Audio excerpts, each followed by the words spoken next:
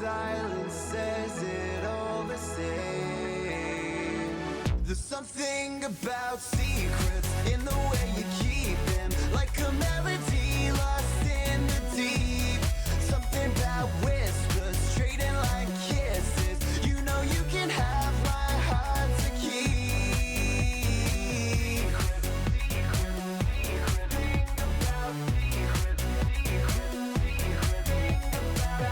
No confession, no big reveal. Just a love that'll always stay so real. And I'll always feel at home with you. Every moment feels like deja vu. Maybe love's not meant to be explained. Maybe silence says it all the same. There's something about secrets in the way you keep them, like a melody lost in the deep. Something about whispers trading like kisses. You know you can have my heart to keep.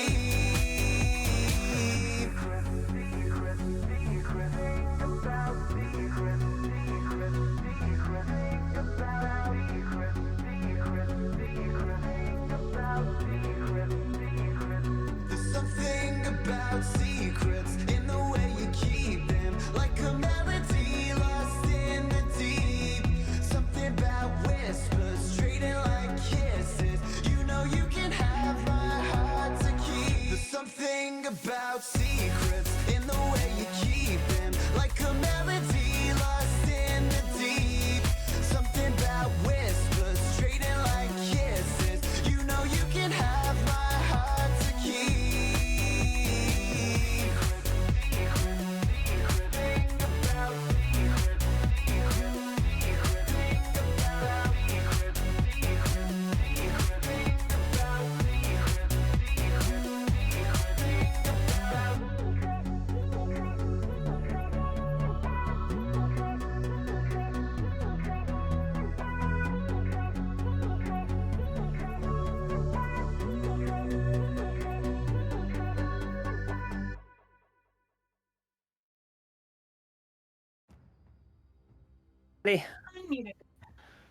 Hello, everybody. Welcome to episode 15 of the Fated arc of season 5 of The Adventures of Lockstitch. Thank you all for showing up.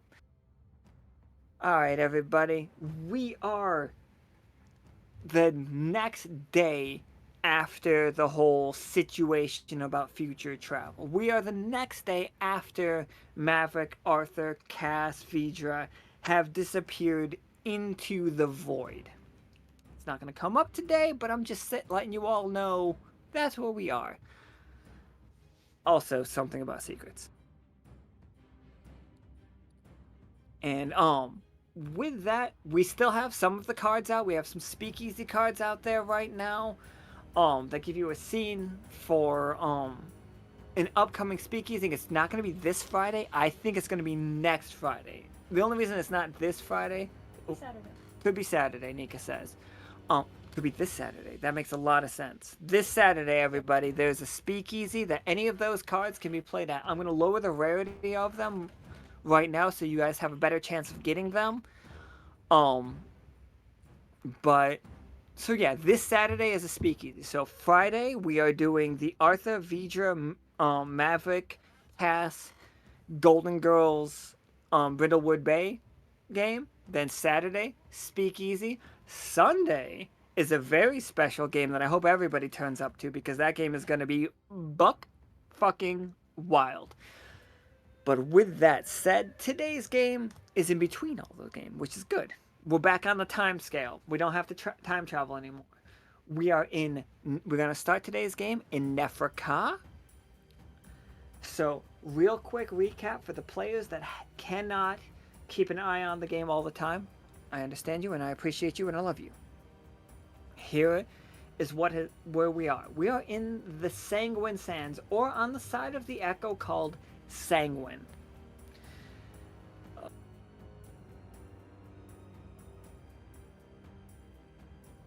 we're gonna drop all of these all the speakeasy cards to common, everybody.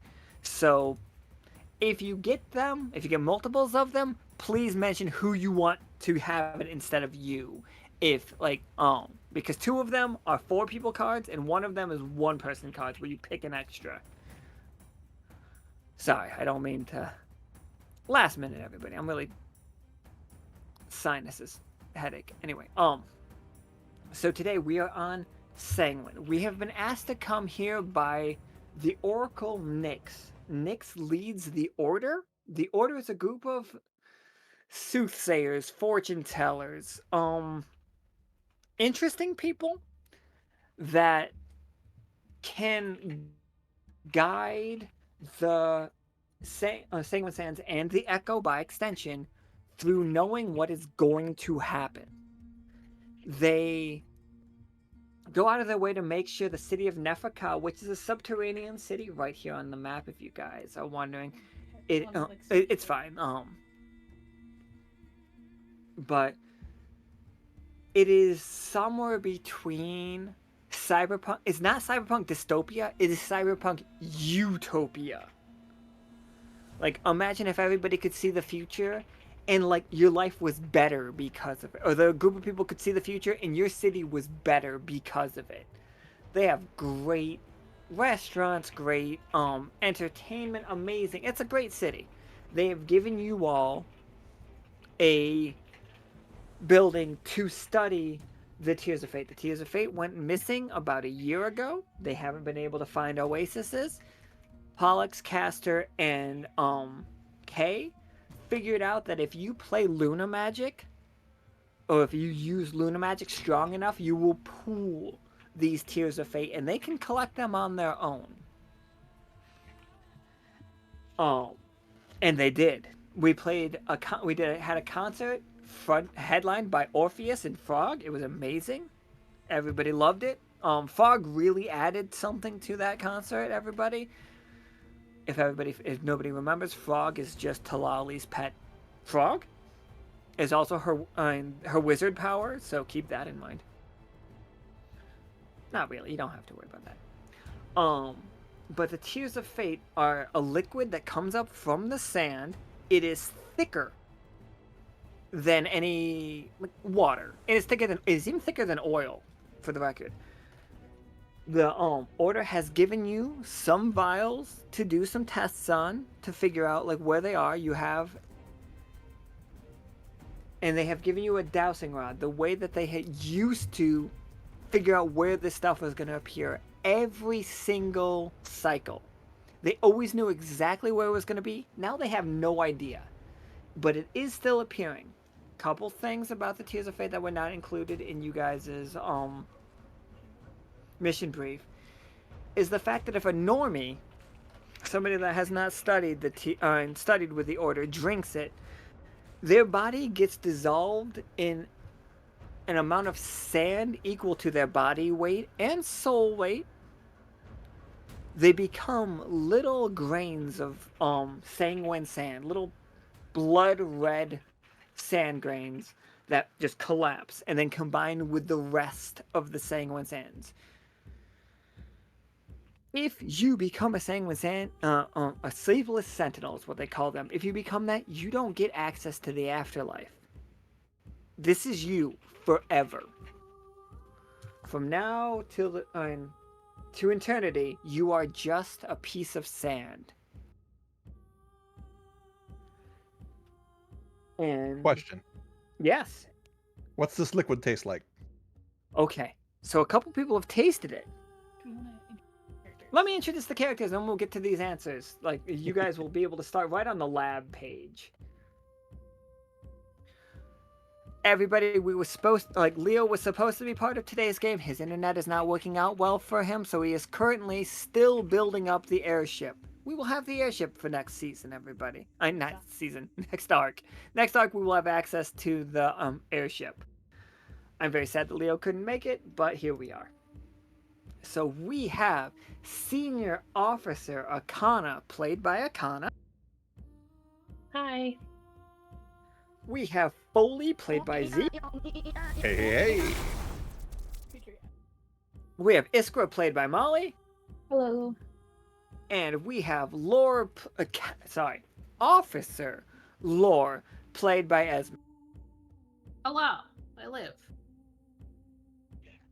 All right, everybody. So you all you four, are currently in the little forward operating base that was granted to you by the folks at Nefraka. The order right next to their temple have given you a whole building. We have all the resources that we could possibly want. Maybe not all of them. Some of them got left in the desert while Peanut was doing stunts. We really should not trust Peanut with delivering our stuff.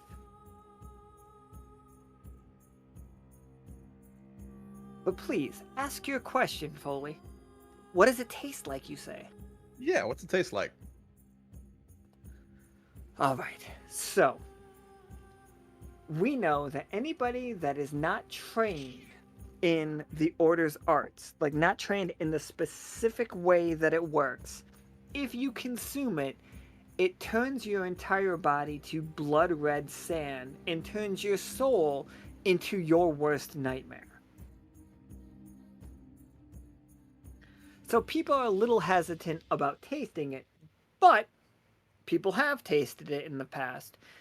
And you have received the reports that it tastes mostly like, what if orange juice was battery acid and you drank it right after brushing your teeth? Doesn't sound that tempting. It's not tempting. I need to point that out for everybody, that you are never tempted by the smell, by the aromatics of this stuff. You know immediately that you probably shouldn't drink this. You know that gut, the knee-jerk reaction that everybody has to snakes? That it is part of us we are born into knowing that snakes are dangerous. You are born into knowing that this stuff should not be consumed.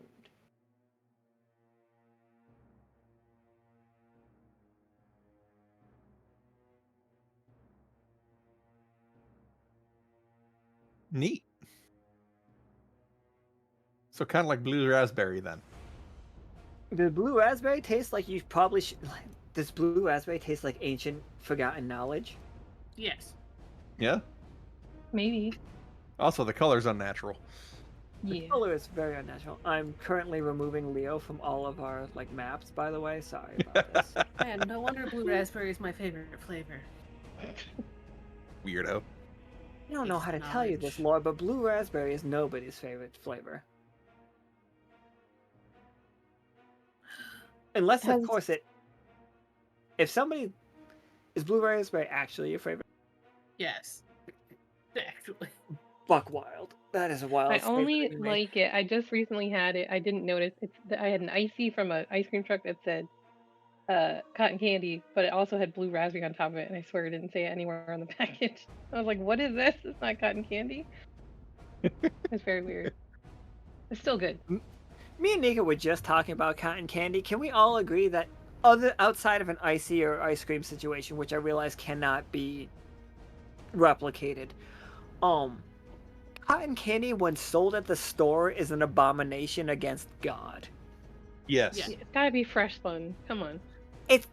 Cotton candy has to be a little bit warm for me, personally. Mhm. I don't know if this fits into everybody else's agreement of what you don't like cotton candy, Vanix. See, if I'm getting cotton candy, I want it coming from a sketchy carny who smells like cabbage.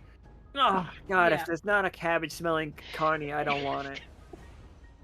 You also have to be paying way more than it's actually yeah. worth. Yeah. Oh, yeah. $8 at least. Couple sugar grains spun into amazing. Floss.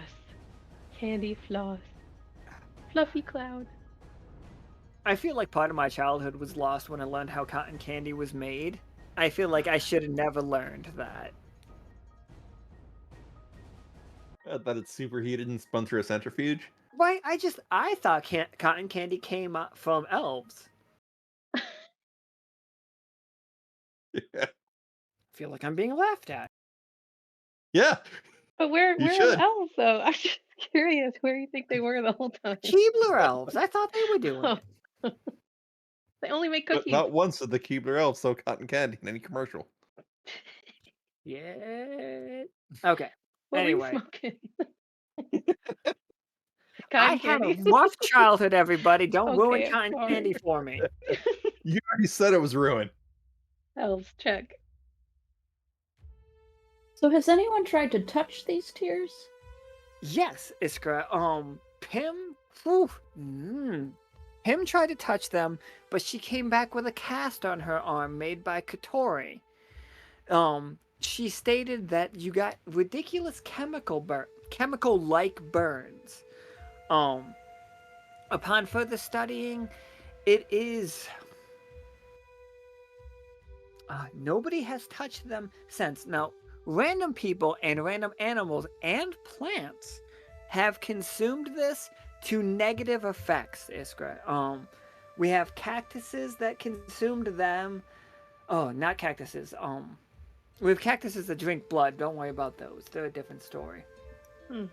Maybe worry about those. It's a problem. I didn't invent those. Blame Nameless. We have carnivorous plants that have consumed them that learn how to make it seem like your dreams were coming true, telling you that they were exactly what you would want, and then when you get close, the carnivorous plants eat you. They were in a cave to the northwest. Here, let me show you right here. This cave right here was once full of these plants, and they consumed thousands, and I mean that, thousands of people before it got shut down by Wilbur, no, Wilbur, Karst, Osiria, and Simmons. They cleared that place out of those plants, but they were a problem. They were able to tempt you with your dreams come true, and they were massively successful. So that is a threat that you know that the rest of the Echo could face if these things get widespread. There have been comments from many of the other people, including our friend Talus. Talus is our oldest crew member. He hasn't been part of the crew for the longest, but he is just old. He is millions of years old. He is a spirit currently in a statue. When he became the stone that then became the statue, it was still a stone. That's how old he is. He has reported to the crew, and also Aoife and Namak have reported to the crew. Also some of the old members, that this wasn't around 1,000 years ago. The Sanguine Sands were not known for fortune telling 1,000 years ago, but now they are. And for just so we all know, 1,000 years is a very long time for any of you, but for the characters Namak and Talus, it is a blink.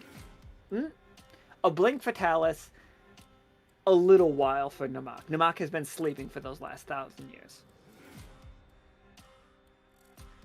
But we are all in the in our little like research center. People are working on many different things. Let me bring up my page so that you guys can know what they have been searching.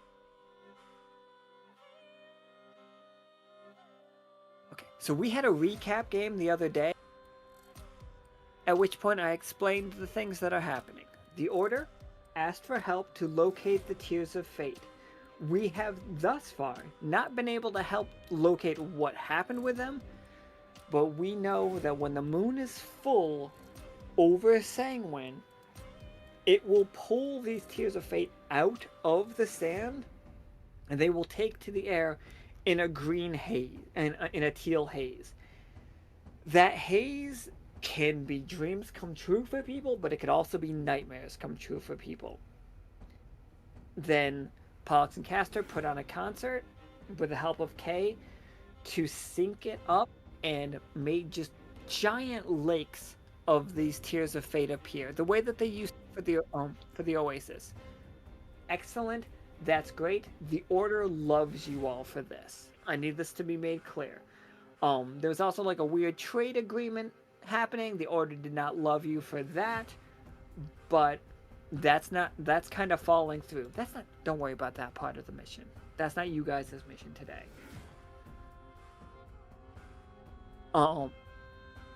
But all over the Sanguine Sands, and Laura, this is going to be an interest for you. Everybody has become treasure hunters overnight.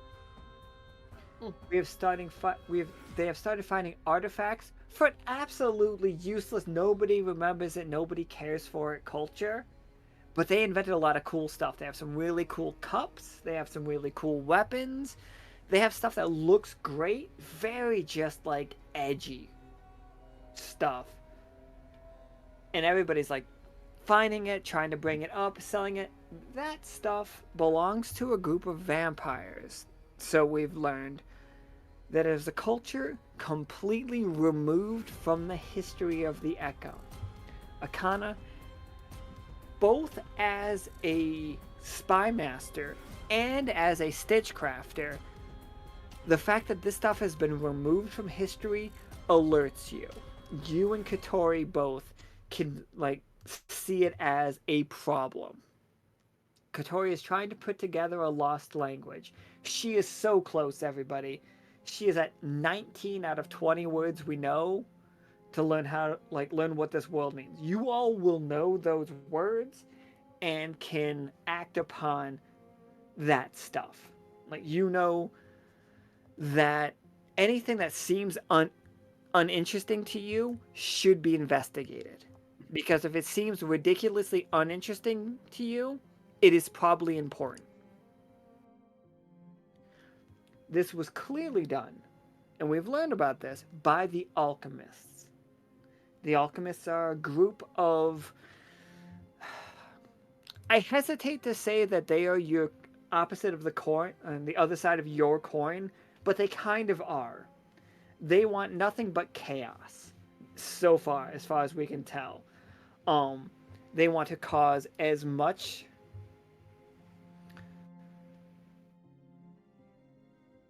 What's the word for not synchronicity? Do we know?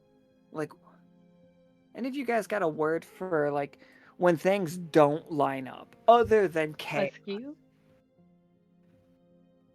They definitely want to skew the whole thing.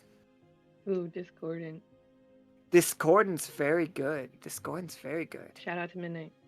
Shout out to Midnight.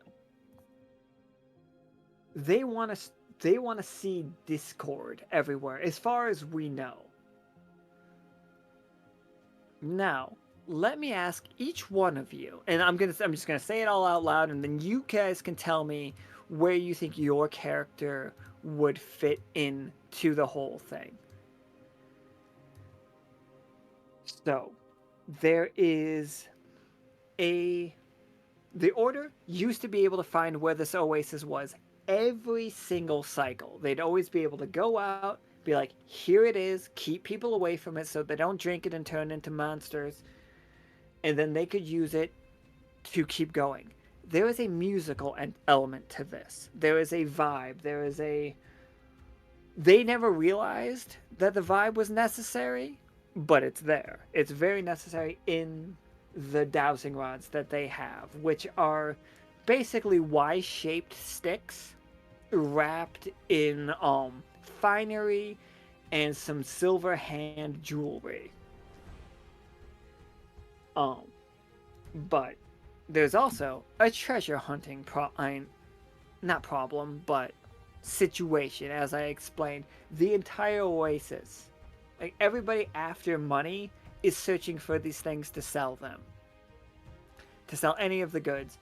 The crew is buying up all of these goods that they can. It is not...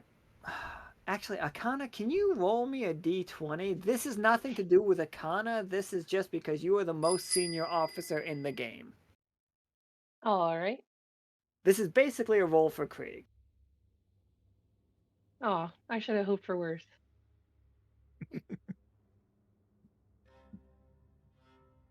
But I got a 10. You did get a 10, and now I realize that I... Ooh, now I do not want to rejoin as player? Fuck you. Alright, Ted. Tough choice, Akhana. I'm gonna give it to you, because this is fun. Do you think the crew is either buying up everything, which is a ridiculous cost, but you guys are getting everything. Like, even things that don't feel useful, we have them. Or are we being more particular? Are we being more judgmental? Spending our money on things that we think are more useful. For that, you get the most important things, but you might be missing out on, like, the conjectures or, yeah, discerning. Do we know? Have we spent just a fortune? And, like, literally a fortune. I feel like we need money for other things, but Yeah, kind of. What was that? Sorry, I know this is Akana's role and choice, but like I would like to say that this is something that is very niche lore as a character. I welcome your input. It's very niche lore as a character where there is a very high likelihood that even if the crew wasn't buying everything, Lord would be going after whatever she could. I mean, if we pull funds from a little bit of Fish Tinger, like say 10% or 15%, and then Lockstitch the other 75%, we could buy everything. But I was trying to be a little bit fiscally responsible. Well, he does have impulse control issues, so he would just be trying to buy everything. Anything he thought would look cool. Right. If we buy everything, do we screw Krieg? Because that would be great. I don't mean literally. I mean financially. If you all buy everything, if we go with the secondary option, I know the first option, the one that is not like being discerning, you are, and it's not in a bad way, but you literally will get all of the words. You guys will get up to 20 in understanding this language, like understanding. You'll be able to read a forgotten language, and I mean forgotten as in somebody went out of their way to erase this from history. Oh, we need it back. Lore has, throughout her entire time with Lockstitch and all of Fish Tinger, been very financially responsible and not spent her money in any sort of impulsive way at all whatsoever. Until this stuff Now's happened. the time. Yeah, now's the time. Until this stuff happened. I'm saying let's go for it. Cashing in those grants. 401k, whatever. Grants? This is not gonna bankrupt Fish Tinger, by the way. But it is going to be a setback, just so you know, Laura. You're assuming that some of this isn't coming out of Laura's personal accounts, where she has spent very little money over the years on things. Nice. Oh, she's like, what do I need this for? Let me explain. I'm throwing all of my money at this now. Through Krieg and his dear wife Tiamat, they have created a universal currency system throughout the Echo. It is called Horde Coins. Horde Coins are worth exactly the same amount across the Echo. Everybody accepts that this is worth 1 month of your wages, by the way. Your wages. You all get paid, your apartments are paid for, you all can have fun and stuff, that's nothing, but you all would technically get paid 1 Horde coin a month. So a month's pay is 1 Horde coin. Thank you, Krieg and Tiamat, for this. It is balanced against the Horde, it's like, like a gold standard. The entire echo, including the node, which is let me move us to there, so in case that anybody has any questions. This is the node. It is a hive of scum and villainy throughout all of the Sanguine Sands, but that said, it is the best place to buy things. They never care where things come from. They'll sell things. They don't care. The node used to be run by a guy named Mastaban. Now, Mastaban was amazing. I love Marzaban. I love him. He was a snake guy. He got thrown into the pool of Tears of Fate and disintegrated into nothing, at which point crew member Bamin became the leader of the node for about 5 seconds before he gave it to another Naga named Zahara. Zahara leads the node. Akhana, you would understand multiple. Can you roll me 2d20? You don't have to spend a tag on it. This is just your spy master roll. You can spend more on it if you want to, though. I think I am gonna spend a tag and use investigator on top of that.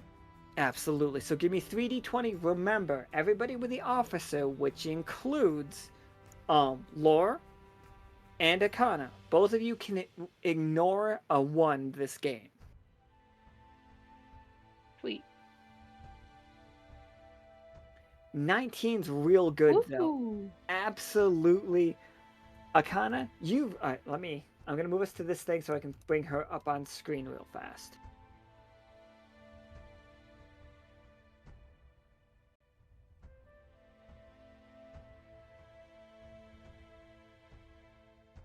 And by real fast, I mean slow as hell. So this is Zahara.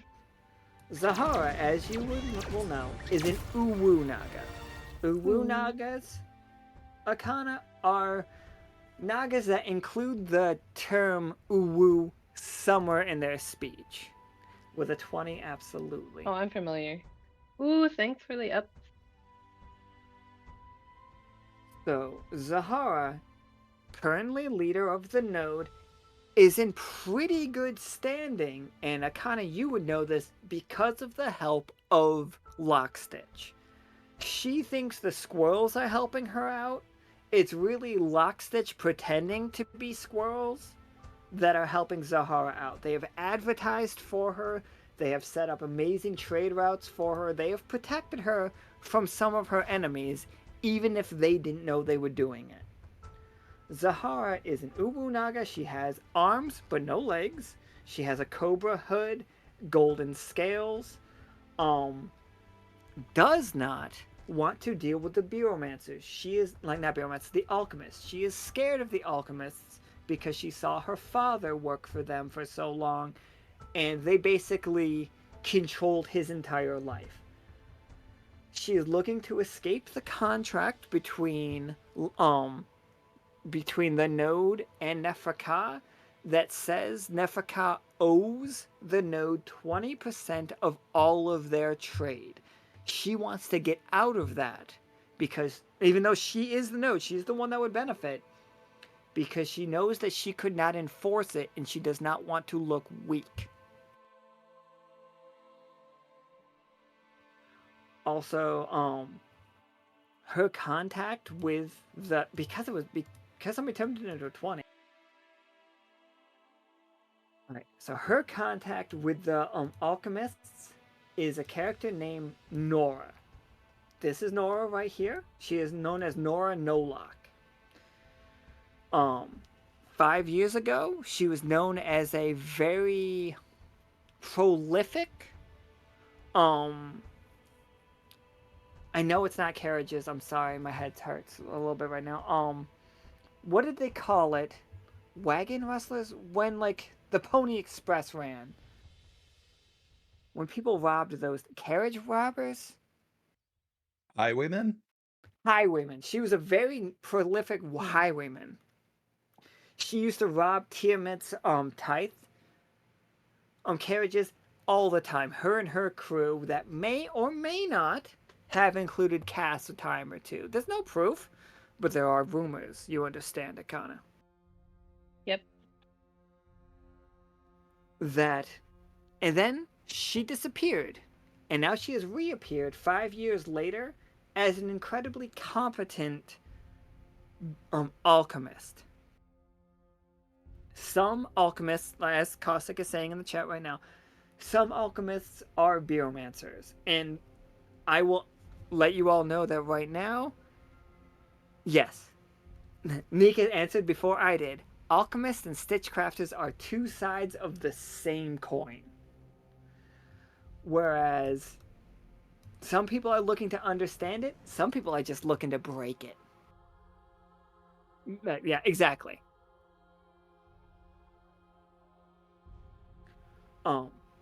So Nora Nolok has, based on, because of things that Vatna said to everybody, and like Akhana, you will have made note of it, has created the most perfect way to create rifts.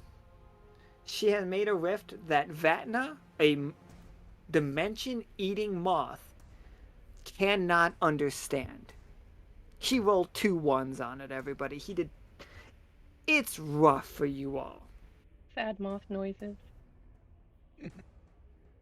Like, it is magic that doesn't even... Iskra, you are the most magical member of this party right here. People keep saying that there is some kind of massive, magical, beautiful, artistic, just world-defining, world-changing thing happening in the node by this character Nora. You cannot sense it at all. For you, it doesn't feel like anything is there. But Akhana, with your 20, you understand that Nora Nolok travels with a small group of... The word asshole is wrong, but it's pretty right. They are basically bushmen, thieves. They are treasure hunters only because they say they are treasure hunters right now. They will rob anyone for any reason, but the trick is they are hyper competent. You should know that. They are good at what they do. They are treasure hunters extraordinaire. I do have a question. Yeah, please. If you guys got questions, ask me anything, please. The nightmare spider that is left behind in my brain is from... we had established that it was from the moon. It is, in fact, from the moon. Absolutely. That, so even, okay, so with that spider in my brain, does it help me sense anything else? It helps you sense prey. And here's what is your prey. People are bringing in, the order has offered the crew a single bottle. And this is very generous, we all should know. I'm going to bring Nyx onto the stage real fast.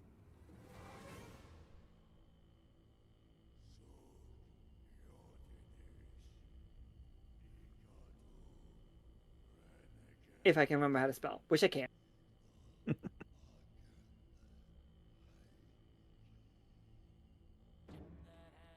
I was just like, man, is that how you spell Oracle? No, it's not, everybody. By the way, like, Oracle does not include a fucking...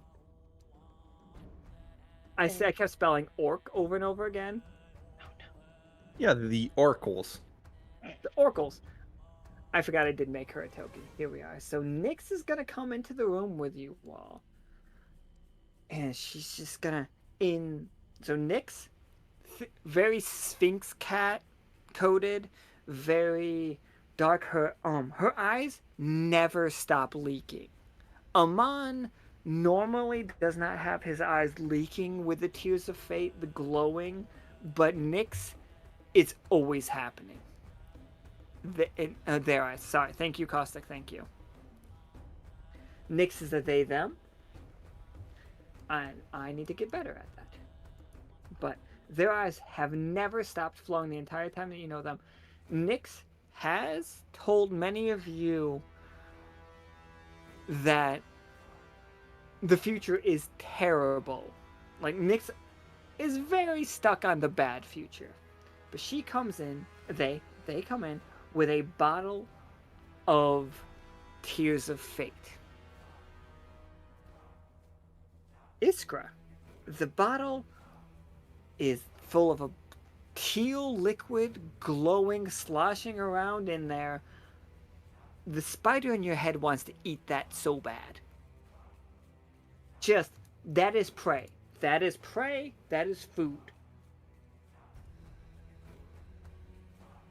Sorry, you said it was teal liquid? It is a teal liquid.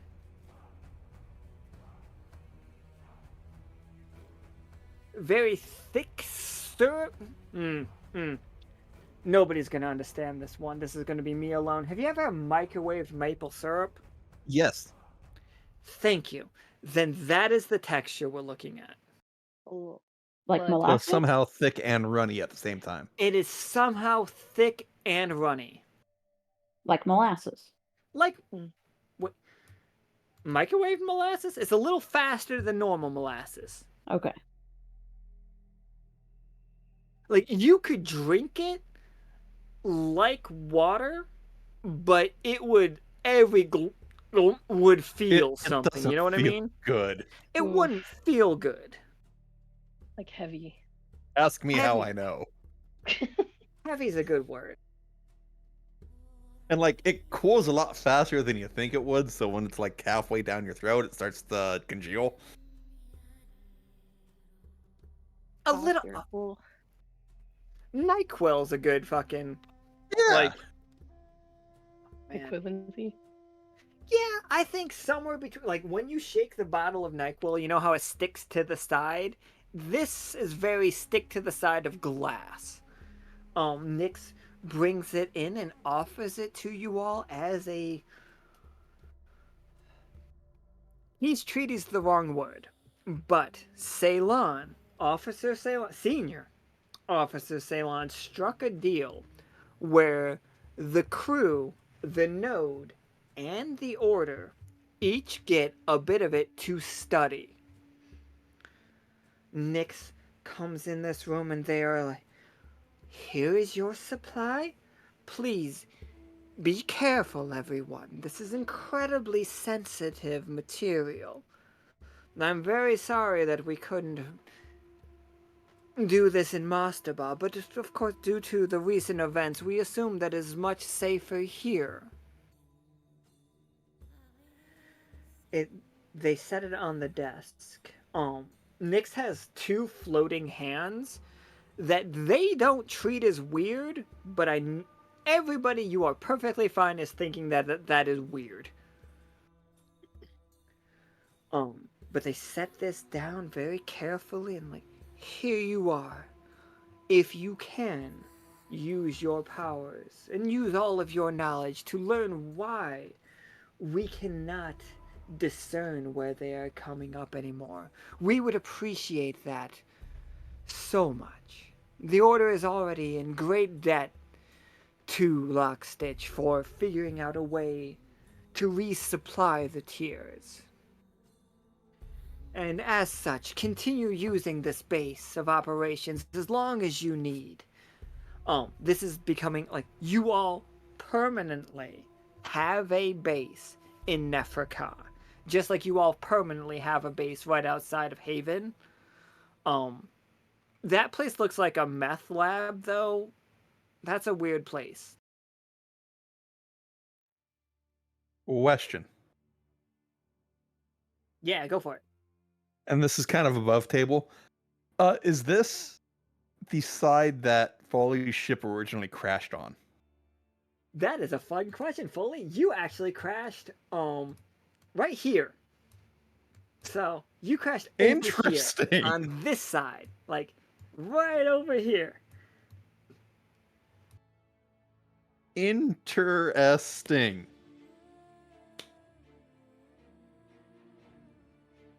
But your whole, like, Foley, as you were coming down, like, over this side, so everybody that doesn't know, Foley, sorry, let me, real quick. This world, the Echo, was created by thousands of other worlds, all culminating into one. It is basically all of my story worlds and all of your story worlds combined into one thing that became the Echo. Every place that we had visited became the Echo. Foley was in space while this was happening, and a very good pilot. So, while all of these planets were smashing together, Foley was just in the middle of a spaceship accident. He landed on a side of the world that was hostile and, well, crash landed. And then eventually found his way back to the crew. His ship is still missing. That side was, as you were coming down over the Sanguine Sands, there was a massive amount of interference with your panels. Yeah. And that might have been the reason you crashed in the first place. Interesting.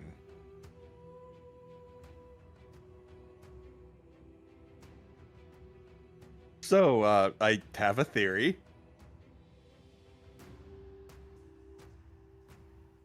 Yeah, go ahead. Oh, sorry. Real fast, you all on your research parts of it, you all know about the treasure hunters, you all know everything that we have already said.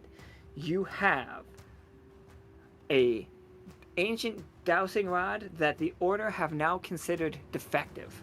Like, they've tried for a year trying these dowsing rods, and they do not lead them to the oasis like they used to. They now lead them to nothing, just empty stand.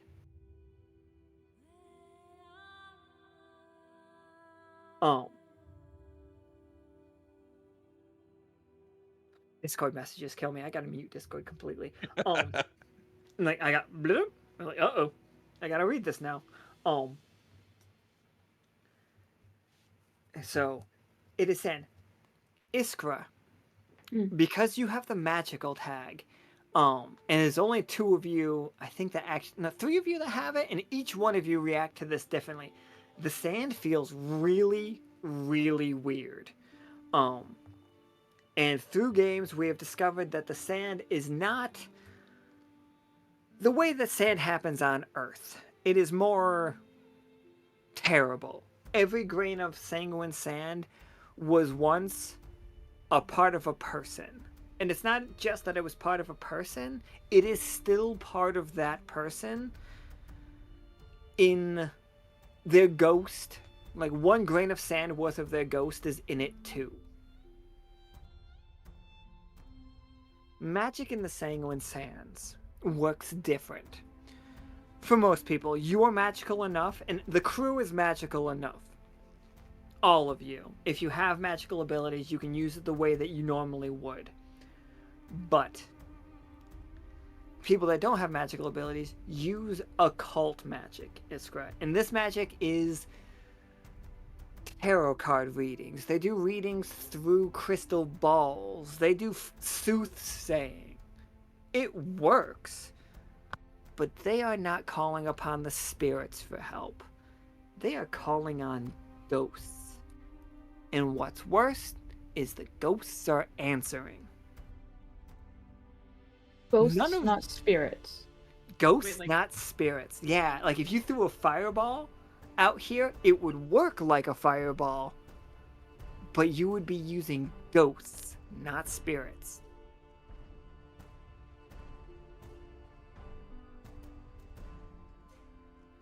And I'm not gonna say that you think it's gross, but in Alan's opinion, it feels ew. Like holy shit. There was a group of like whoever started this magic did not think of life as sacred. You know, not all life. Does that make sense? Did I explain that well? Mm-hmm. Yeah. Is that only the case in the Sanguine Sands? That is only the case in the Sanguine Sands. Akhana, you would know for sure that magic doesn't work this way anywhere else. Yeah, I didn't. Okay. So yeah, I have a theory. Yeah.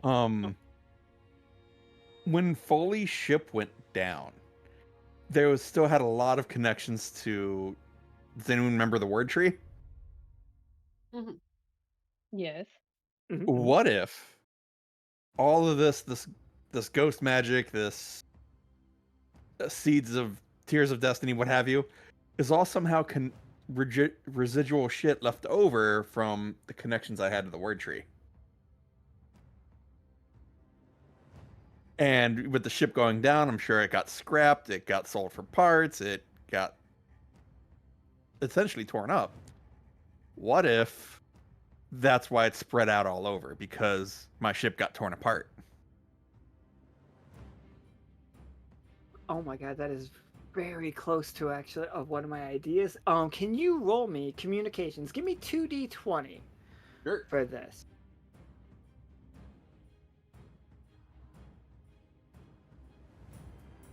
Oh, whoops. I only rolled one. An 18 is very good. Okay, I'll take the 18. A Yeah. 2's not great, but the 18's really good. Take that.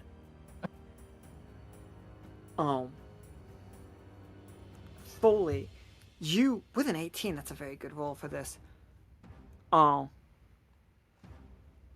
else in the room with you has nightmare spiders in their brains? Well, you're the only nightmare spider person right now, Iskra. But So there's no, but okay, all right. there's some really cool stuff we can do with some nightmare spiders here, though. Like some really good stuff. Well, yeah, You I do don't not. want. Yeah, I don't want to get rid of my one nightmare spider because the rest of them pieced out when I went to the moon. That's true. I'm gonna leave your one spider in there. I'm not gonna hurt Should have that babies. spider.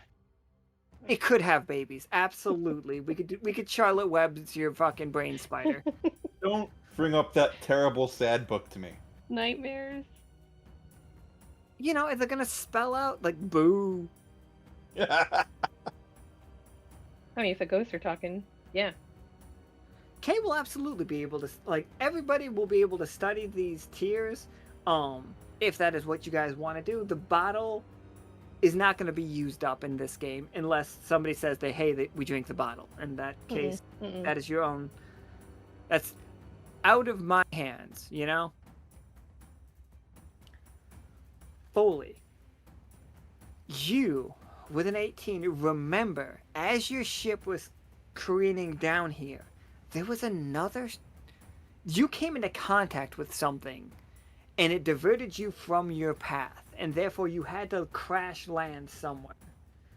And when you crash landed, you were immediately met by hostiles, which were a bunch of ants decked out like World War I fighters. They started shooting at you immediately. You were the wrong color. Wearing a red leather jacket in black ant territory? What, were you crazy? Crazy? A little bit. So you and Timothy escaped. But you did definitely come into contact with something that crashed into the Sanguine Sands. With an 18, even with an 18's very close to 20, though. Super close. Super close to 20. You could say it's too close to 20. Oh, too close. I do like to reward the high numbers. Okay. Right before you came into contact with this object, Timothy, co-pilot and drummer extraordinaire, also massive illusion magic, illusion mage, beautiful at that. This guy's amazing. Told you that it seemed like something just launched from the moon. And then, as soon as they said that, you came into contact with this thing.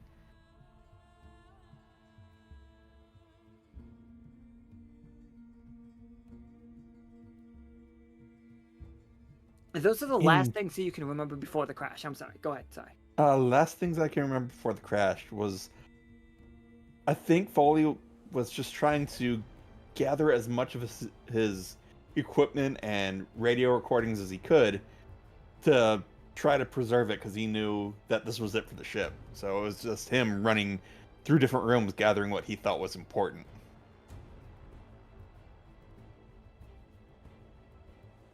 Absolutely. There is. We'll save it for a second. We'll save it for a second so we get all of our questions out. If you guys have anything to ask Nyx, please do, because she is.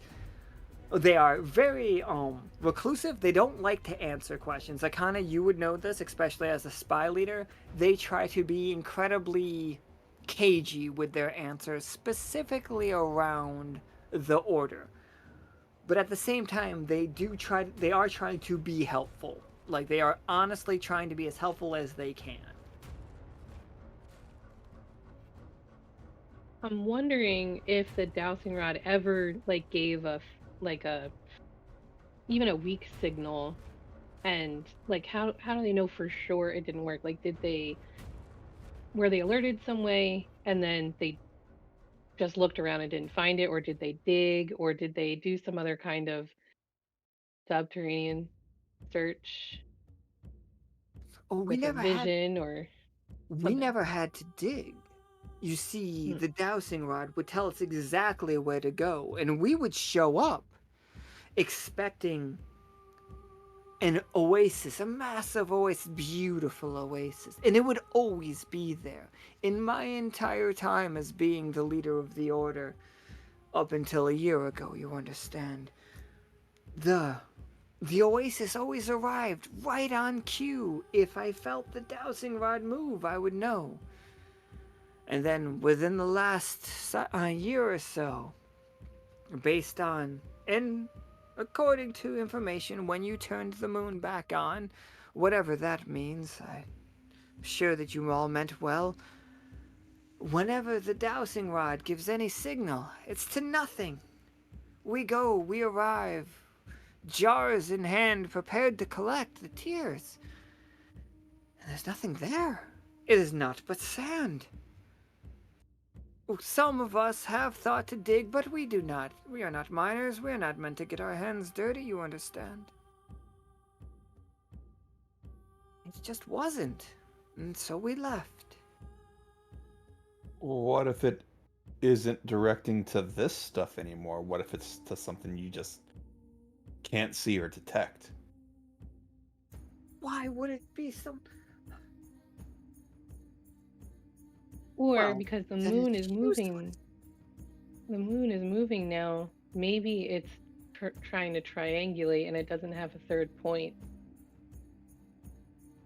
to narrow down the location. Yes, the song gives the third point we learned. Something about secrets. So, real quick, you all learned that there is a song that is connected with the moon, is the song that we started today's game with, Something About Secrets, written by Pollux and Castor, performed by Orpheus. Yes, that Orpheus. And that song became an earworm on the moon, and is so popular on the moon that it has moon magic. That if you I'm trying not to hum it right now. it's so good. Straight banger. So, just so you all know, and I'll actually say it as Nyx. Nyx is so excited about this. With the ability to summon it once a echo year, we have enough tears to provide ourselves every year. But where does it go when it's not here? That is what I'm wondering. Zauset, the Marishet of Neferka. Zauset is the leader of Neferka. It is a bloodline dynasty, not an elective dynasty, just so we all know that. They have the Marishets have led Neferka for the last 1,000 years with the help of the Order. The Order has guided them, they have followed. They haven't been able to guide Zauset in the last year because they didn't have any tears, so the last year went a little buck wild for them.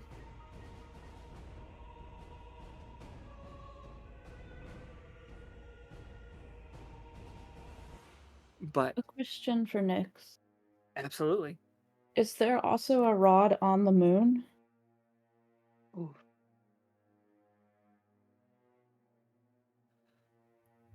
Nyx looks at you all as I'm going. Uh, you see Nyx go to every corner of your room and draw a little sigil in the air with a small stylus. It is glowing teal. We know these as the stylus that the Per Diem, which is a legal council used in Neferka, use, and also they put signs up with it. It's really pretty. It is the Tears of Fate, but incredibly diluted. And they come back to the center of the room after they said it. You all, anybody with any magical knowledge, and even Akhana, you don't even need magical knowledge to know it. That's a silent spell. Anybody outside this room cannot hear what is said in this room unless you guys want to make some fucking buck wild rolls. Not you specifically. I'm talking to the chat on this one. Like, if you guys think you have any like NPCs or bad guys that are trying to listen in, I'll make those rolls. But just Akana's here, so if you do it, know that she'll know. Nyx looks at Iskra, and it's just like, Guardian of the Weird. Like the Forest Guardian, yes? One of the Corinne, correct? Correct. It's just like, us in the sands, we lost our Guardian long ago. You can sometimes, when the sands deem fit, you can see their skeleton to the east. This, by the way, is what she is referencing. Iskra, if you ever go near these bones, it is so sad. It is the saddest thing. It is a guardian starved. Like, it is literally the bones of a guardian that starved to death. Nobody else seems to know this, by the way. And only anybody with the title Guardian and the tag Guardian, if you see those bones, it is cripplingly depressing. That does include you, Flynn. Well, not Flynn, Aoife. So sad. And not just starved to death, but then forgotten. We have had to live the last 1,000 years without any guardianship. We have been informed that these Tears of Fate have connection to the moon. We have been told by some of your Lockstitch, and we have no reason to disbelieve the stories that we have heard. But know that we have turned the Tears of Fate into our own tool. In those last 1,000 years, we have learned to survive without a guardian because of these tears.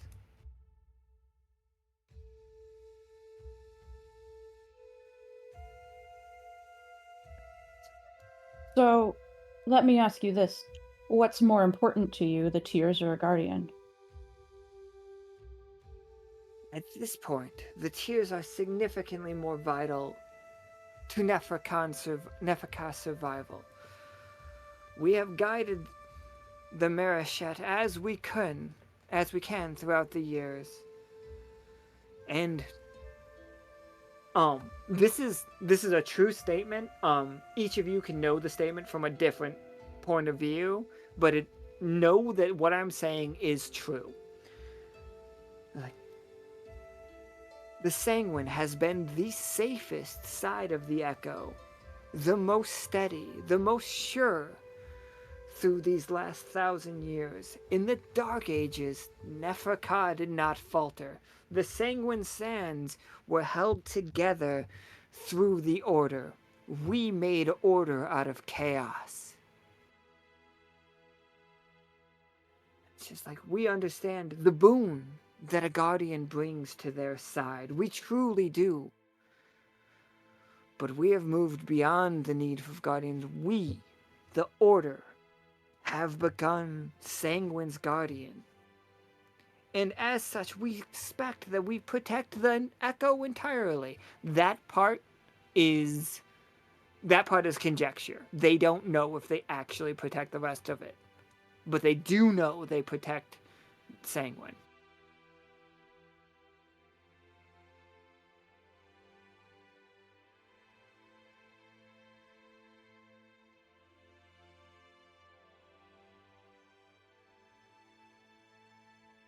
So even if I summoned you, well, let me ask this then. Are spirits even allowed here? Because it seems that, like, we have the information that there's ghosts here, not spirits. Are spirits even allowed here? What happens to spirits if they come here? Okay, a couple of those questions you actually will have the answers to, but so you don't have to ask those out loud. Okay. So spirits are fine here. Spirits are growing in activity here. More spirits are here than have ever been here in the last 1,000 years. They are, in a sense, flooding the place. We have a crew member named Talus. Talus is a multiple million-year-old spirit, ancient spirit, so old that he's not orange. His magic is actually pink. Mostly because the way that Nika drew him, but it is also a ancient spirits are pink. Before the echo fully formed, the magic was pink. Now the magic is orange. Well, was orange. Once the crew showed up, they started. Taint is the wrong word, but I do believe it's the word that Iskra might use for it. The orange magic that is the echo is turning silver over time. The longer Lockstitch is here, the more active Lockstitch is, the more their magic spreads out through the world, changing everything. Every 13 rolled is increasing that.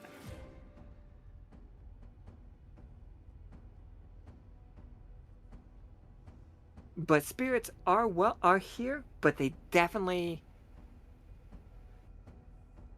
So many spirits are actually making it so that they can't locate the oasis, but they don't know that. You can know that. They have no idea.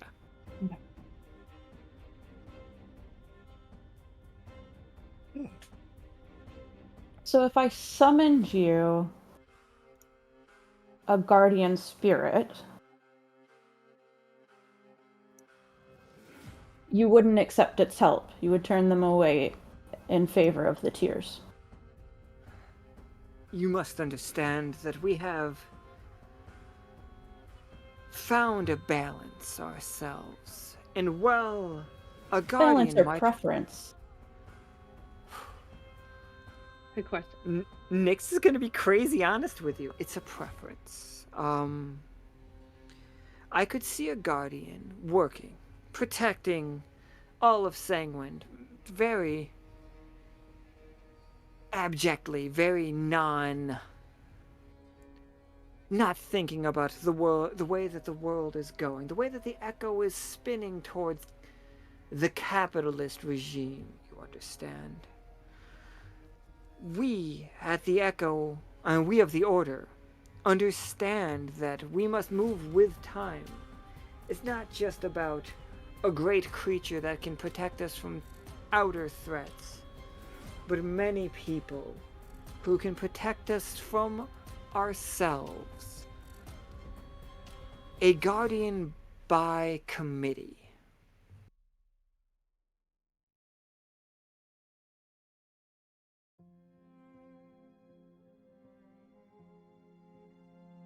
That is what I believe the order is. And while we do appreciate any help that you would offer, understand that our culture 1,000 years ago has changed significantly from what it was when we had a guardian, when we had the sandworm. But only vague memories of it exist now. So, if I'm understanding correctly, you'd rather have us banish the spirits. Or have them just step aside. If banishing the spirits is how we end up with being able to locate the oasis, without your concerts, although we do deeply appreciate your concert, we understand that it is a taxing affair on some of your crew members, and we would love to be more self-subservient, of course. But if there was something that you could do that would summon the tears without such exhaustion on yourselves, if banishing the spirits is the answer, then we'd easily accept that. I mean, it's an answer. Could you Yeah. commune with the spirits? I mean, I could. Nick shrugs Oh, with the asking Nick shrugs with the two hands. extra hands. It's like I lived my life amongst the sands. The first time I left was to meet with you all in the Silver Thimble. Your world is too noisy by far. And then I saw the most horrific fate I thought I'd ever see. Nyx, you all feel the room darken. The room gets. Has anybody else played Darkest Dungeon or seen any of the artwork for that? Yes. No. It is a very dark, thick-lined game. Like like your outlines of everything are super thick. It's super dark. It's a game about all of your characters dying over and over again. And that is what the Heart universe looks like, because all of you are expendable. Akhana, you've been there. Like, Yes. Nyx looks directly into Akhana's eyes and says, I have seen things that I wish I had not. The way that we have things set up here, we are safe. We are protected by the order. If we keep things in order, we will continue to be protected. I understand, of course, that if we had a guardian, then they might protect us. But in the meantime, what does that mean for my people? What does that mean while we get acclimated?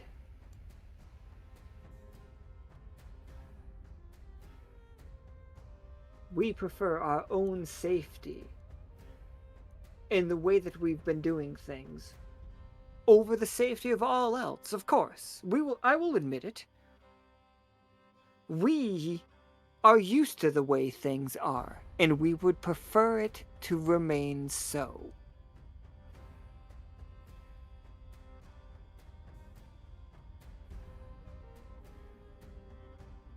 Bit of an antiquated mindset, don't you think? Sounds like Isn't you that just why you want total changed from control. Guardian to this? Because you wanted something, or because everything changed? So, I mean, if something changes here, wouldn't you also just be forced to adapt like you did to the current way of living?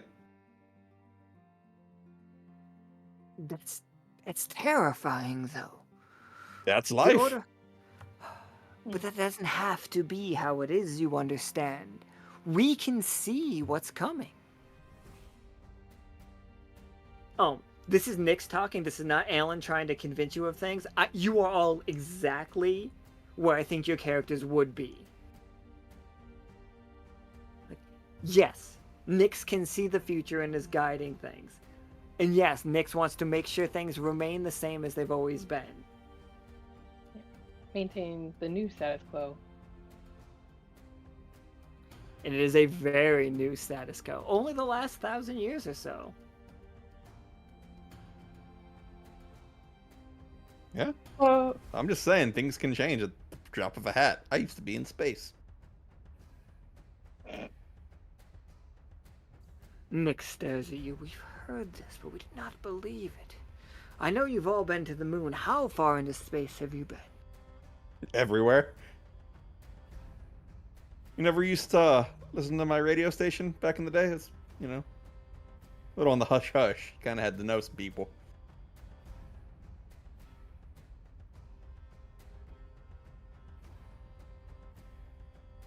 I have no idea who you are.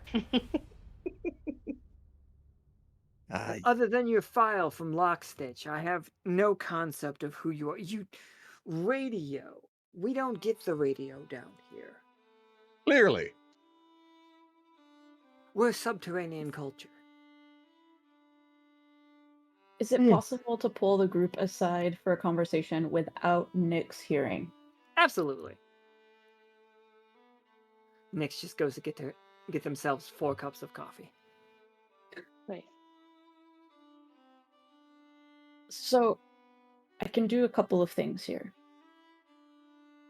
I'm able to commune with the dead. The dead being both ghosts and spirits. Since both exist here, we could have a conversation with them, or at least I could, and pass on some whatever information we get. I also have the gauntlet from the moon, and I'm wondering how it would react with the tears. So I'm wondering if Pym can't touch it barehanded, can I touch it with the gauntlet? There's also a spider in my brain that's kind of on fire and trying to dig its way out. So... That sounds serious. Yeah, I'm curious about all those things.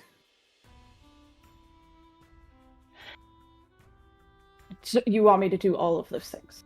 Yeah, I mean, what's stopping us from going out and communing and you playing with the goo? Definitely part of our research. I also have an interdimensional scythe, not from the moon, but from space. I don't want to cut anything, but I was kind of thinking about planting the infinity tree side in the sands just to see if it would react or resonate.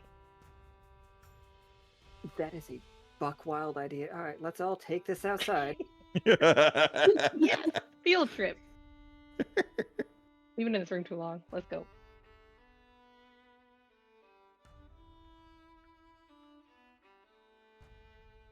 Oh, I already have you all on the screen. Amazing. There's 2 of us. Nobody could see They're the other one. doppelgangers. We were too low, but also Leo was there. Our body doubles. They were just like waiting here, like they were holding your position for you. Completely, well, not completely unrelated, very related, but like off topic. I heard that that's something people get paid to do. Like they literally just stand where the actor was standing in somewhat of the same position. I think that's the best job I've ever heard of in my life. They're some of the nicest people who also look nothing like who they're like doubling. It's just... when I worked on this film, it was, if anybody's ever seen it, it's called Bucky Larson Born to Be a Star. I remember that movie. It had it's Nick Swardson's pet project. Yeah, Happy Madison's attached to it. Still has a 0 on Rotten Tomatoes, but we had a lot of fun making it. One of the stand-ins for Nick Swardson was a woman whose second job was Mickey Mouse at Disneyland. So there's your fun fact for the day. Anyway. Well, this is one of my favorite games we've ever done, everybody.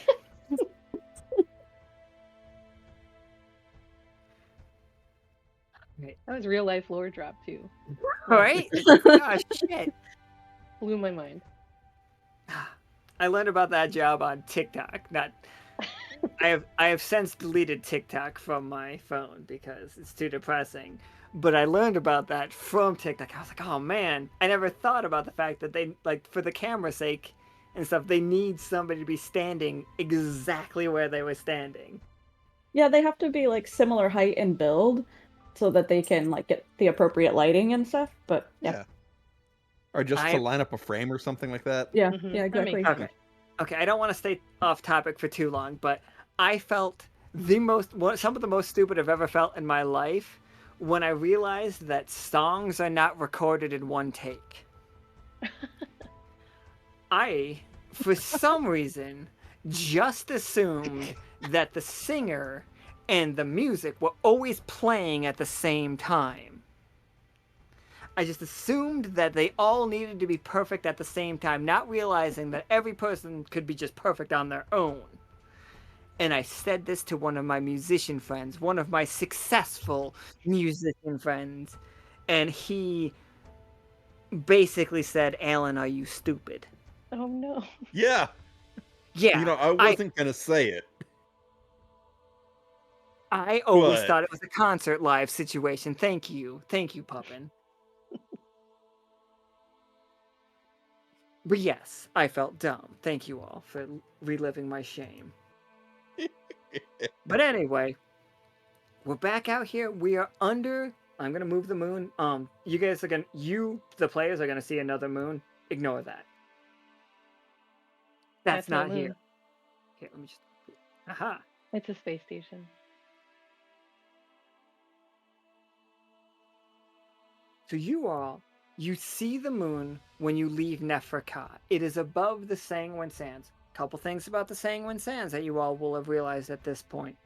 Firstly, there are dunes, there are what feel like impossible waves in the sand. It feels like the sand is frozen. When you touch it, no matter how long the sun has been out, no matter how hot it is, it always feels like kinetic sand. Um, like it feels wet.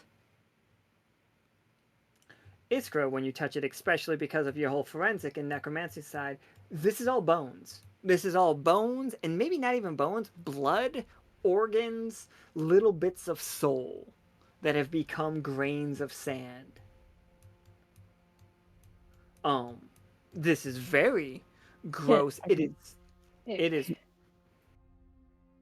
Would my necromancy powers work on it? Like now I'm controlling sand, like I'm You're Sandman. gonna raise people from the sand?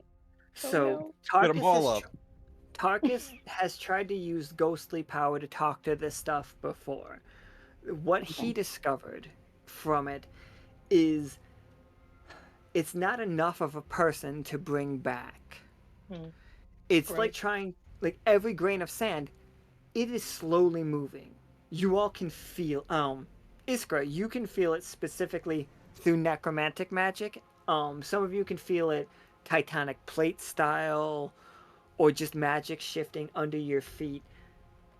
It has all been condensed. Over the last 1,000 years, it has been pushed together and pulled apart over and over and over again so that no two grains of sand are close enough to another one that matches it that you could talk to it.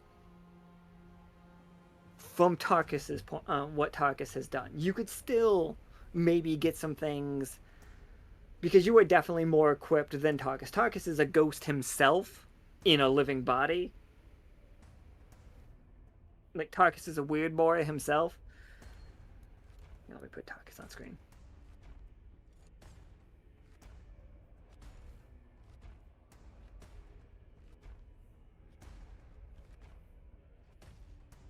Well, what kind of studying were you guys gonna do? Like, I know Akhana said planting the. So, here's Tarkus. In case we all forgot who we're talking about. TarkusDaddy.png is the name of that token. Yeah. All right. Appropriate. Oh man. I was so glad when Nika drew Tarkus Sea Devil, and then I get to use that token instead. Which is this one, in case anybody was wondering. Nice.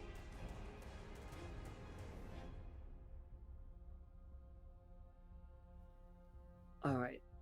Akhana, you were going to plant your scythe's handle into this sand. Mm-hmm. Alright, can you... this is definitely a Stitchcraft roll,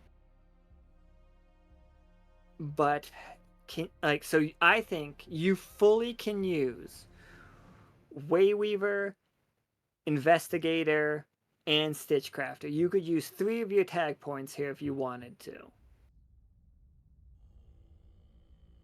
But you could also just use none of them and still roll 2d20.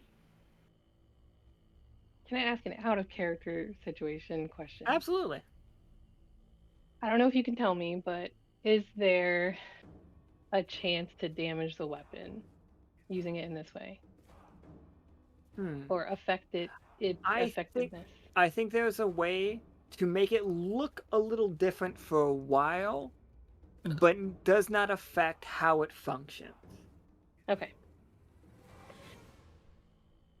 Worst case scenario, it looks weird. Okay. I like the idea of using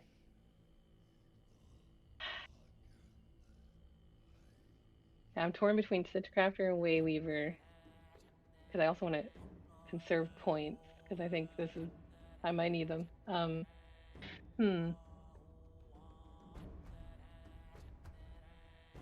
right, I think I'm just gonna use Stitchcrafter and Investigator. All right. With that, you got 5d20 from that.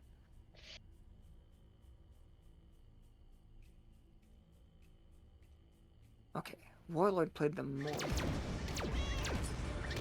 Yeah, I mean, forget the 7, and the 2, and the 12. That's not important. It's the 12 that's important.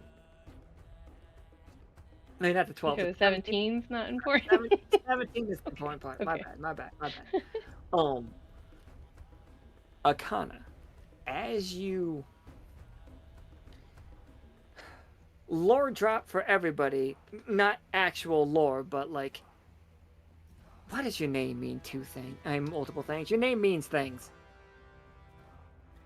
Exposition drop for everybody here. Do the Infinity Tree. Oh, well, that's okay. Lore's BRB anyway. The Infinity Tree, which is a thing that Foley knows about, and all of Iskra might not know about. Iskra definitely doesn't know about because Iskra hasn't left this planet. Other than the moon. The moon is its own situation. Out there somewhere, Iskra, maybe unknown to your people, there's a meta story being told. It's like you all are just you are a page, a chapter at best in the universe's story. And the universe's story is being recorded on a massive tree called the Infinity Tree. The Infinity Tree holds every story ever told. Through every language, through every kind of person, any group of people that start to tell stories grow a word tree. That word tree feeds its story to the Infinity Tree. I kind of took a bit off of that tree and decided to make a scythe out of it. Best move ever made. Kind of every grain of sand in this desert is trying to tell you a grain of sand's worth of their own story. If their story could fill an hourglass each, the sand is trying to tell you that. But only one grain at a time. So your scythe is getting tiny little nodules, not enough to even bother. They will be gone by tomorrow. But the sand holds memories.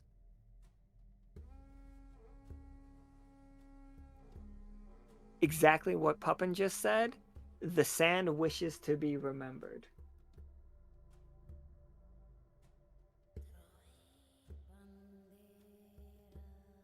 We did learn in day before yesterday's game, that Namak's people, the vampires, were trying to figure out what this liquid was. in maybe the not most wholesome ways to do it, they had fed it to multiple cities worth of people, whereas they all turned into the sand that we're standing on right now and buried their own culture.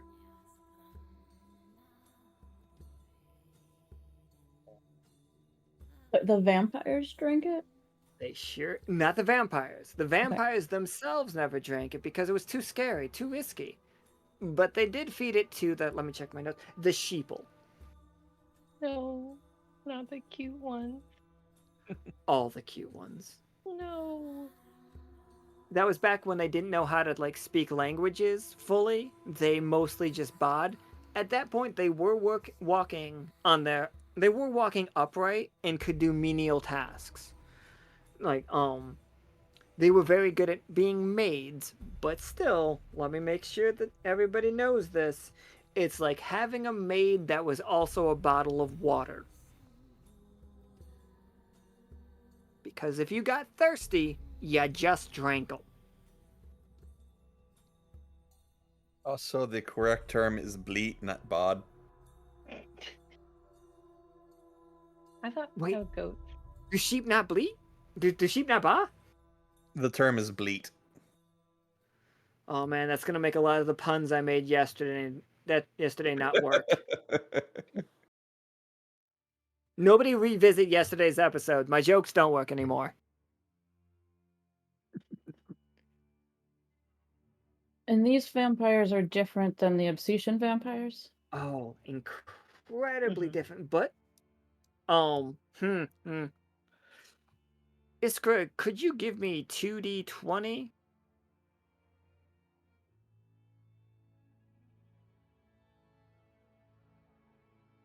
Yep, Oh, that'll do it. sweet. That'll do it. Hell yeah. Finally. Jesus. Been ages. Iskra, through your studies, it doesn't have to be like in this moment suddenly eureka, but you have put the pieces together that it through so Namak, member of the crew now, definitely one of these vampires that used to eat people, has still eaten people in front of you all, bad people. I'm gonna make a point that he has only ever done it to enemies, as far as we are aware. Obsession's vampires are the descendants of these vampires. We don't. There's still a bit of the language missing, so we cannot make the connections one to one. So this is all hearsay, if you will, but it's enough to go on. Everybody believes you, even if they don't have all the proof right now. You know what I mean? Hmm. Like the theory of gravity. Like, yeah, we're not just sticking here by glue. But anyway, Obsession, they are the vampires that decided to not go to sleep. Namak and his people all went to sleep in their coffins and just figured they set up a city of Mastaba. Let me show us all Mastaba one more time. So this is Mastaba. It is a secret city. I know it's huge on the map, but everybody else can only see the mountains. They don't get to see the city that's in it. If you try to go there, you get attacked by a bunch of curses and a giant drake at the end. It's a real disaster.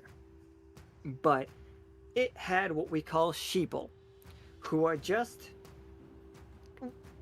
very borderline actually people. They are somewhere between people and animals. We would probably, hey, don't eat them, but the vampires are definitely, we eat them.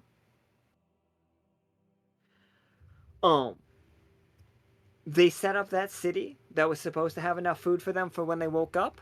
They went into coffins, and they have not woken up except for Namak and one other.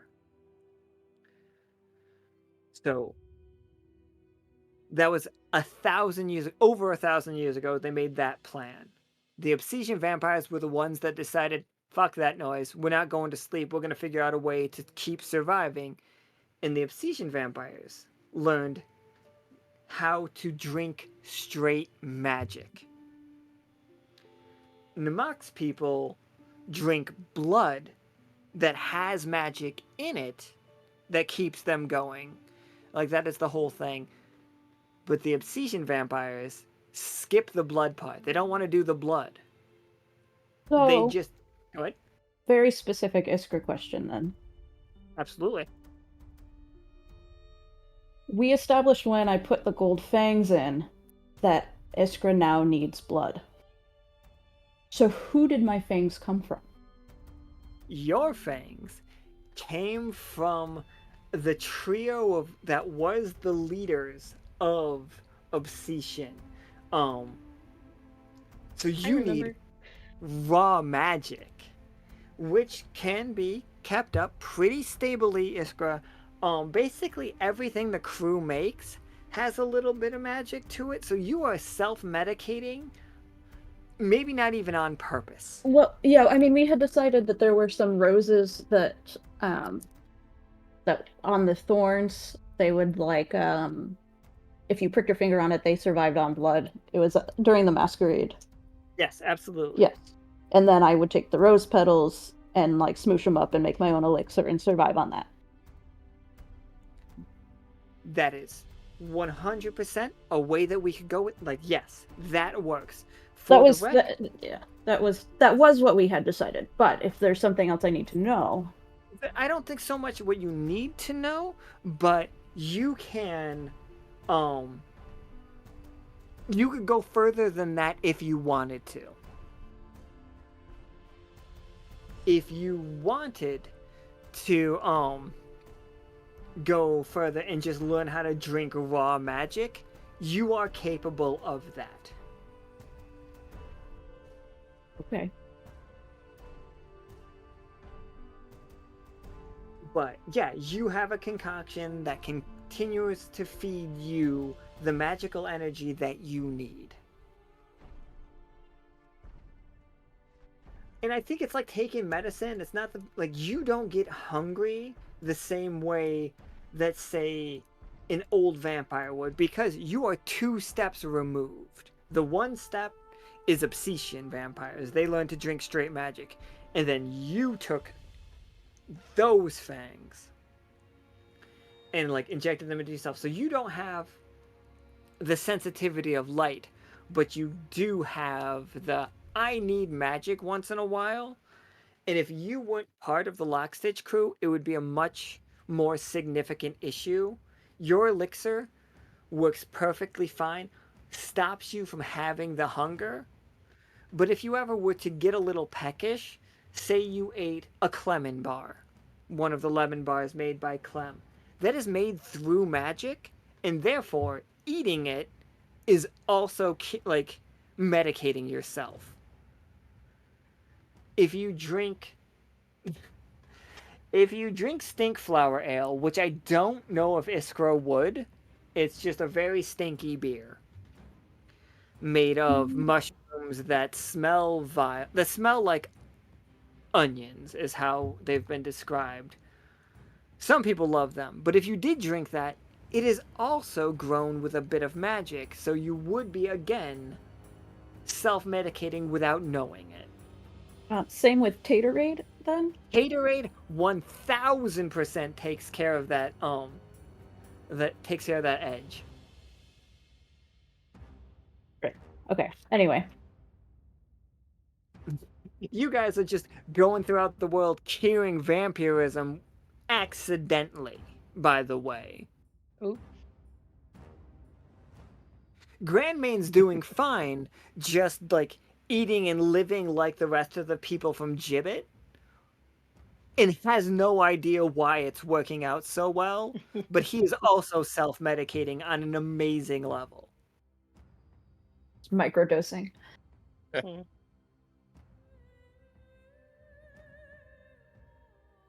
So yeah, what else were we doing under the moonlight? So Akhana, communing with the dead, absolutely. I mean, not me. Yeah, not you. Iskra, can you give me?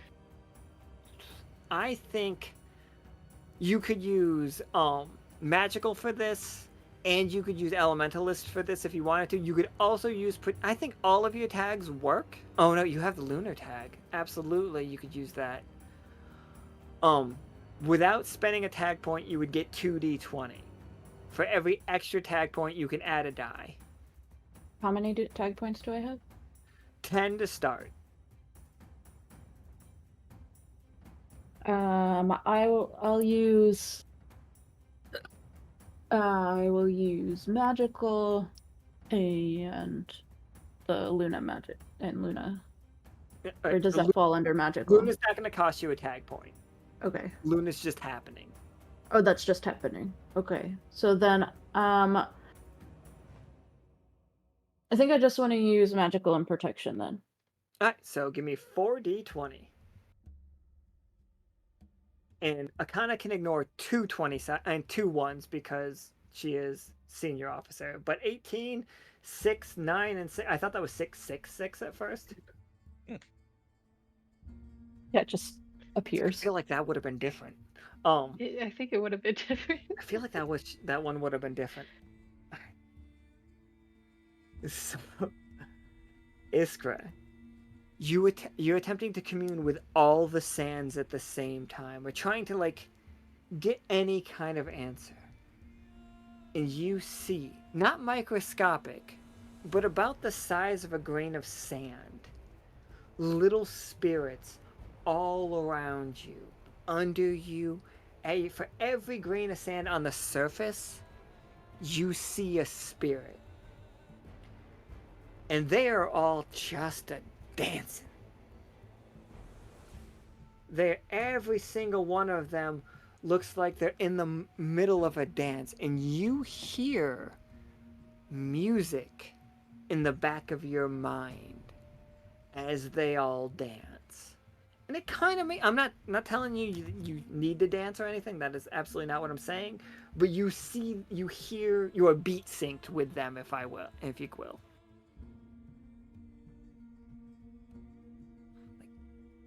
The moonlight does appear to be like they are vibing with the moon right now. Sorry, ghosts. These ghosts are all dancing.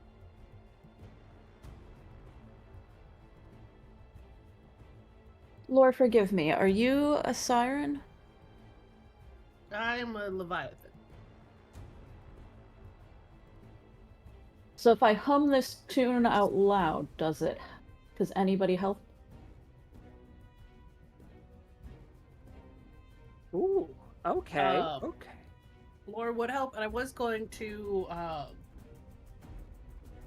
ask if like the Laura's little crystal moon bunny would be of any assistance in this way. Because I know they are like resonance music. Oh my god, okay. Okay, absolutely, 1000%. I don't remember what I named that token. I did not name it Rabbit, everybody. All my tokens named Rabbit have nothing to do with that thing.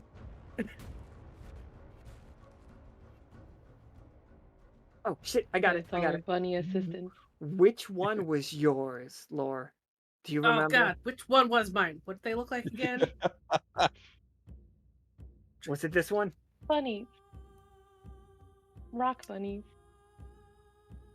I think so. That feels like that was the first one we saw. It would make sense that was the first one we saw, because in the order of things. Immediate adoption. Immediately, Laura was just like, "This is my friend." Those guys, they're not alive. Well, I mean, they weren't when we found them. I don't know what you guys do. They are the communication device that used to be used over 1,000 years ago to communicate from... Towns would have these to talk to the moon. Like, it is the ancient, not radio waves, because radio waves are cool, they exist, but they're not magical. This thing was vibes. Upon pulling that out, I do think you hear the song Something About Secrets. Like playing almost like boombox style.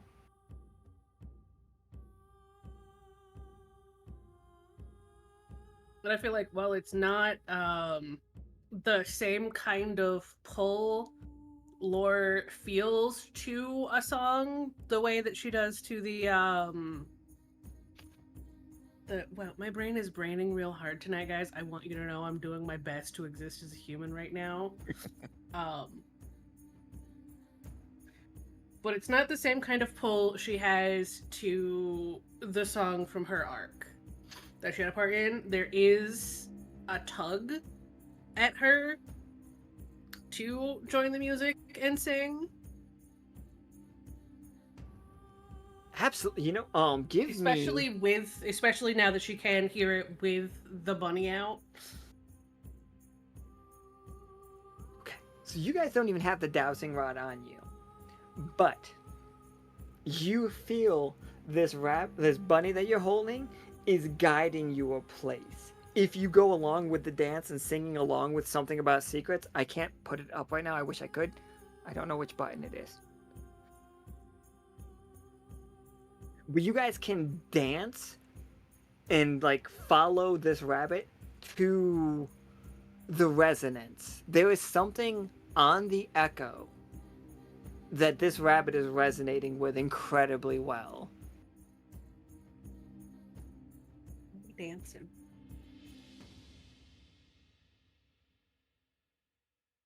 Yeah, it's a full-on rave up in here.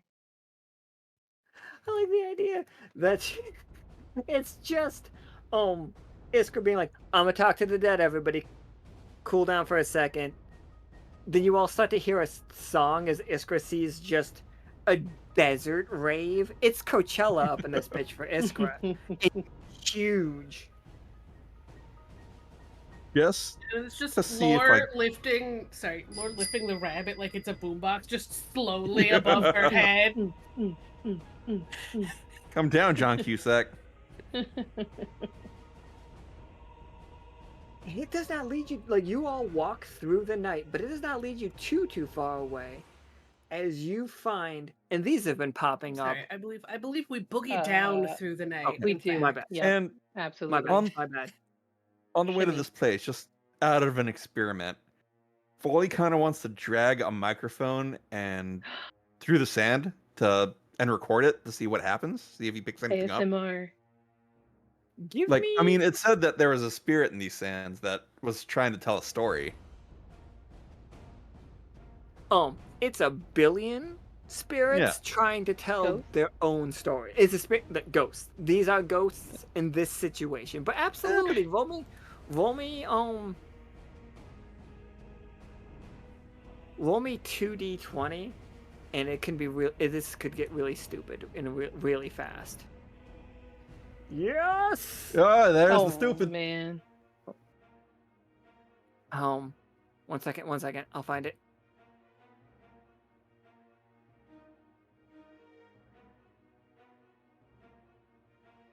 What's the cutoff for? Oh no, that's a 6. Never mind. I try to help. As you Wait, how many drag- 2s have we had? Good lord.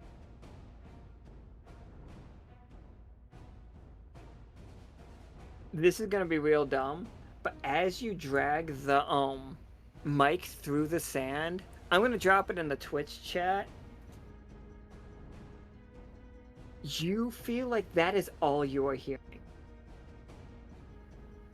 In case you're wondering, it's the Murder, She Wrote theme song. Yeah, makes sense.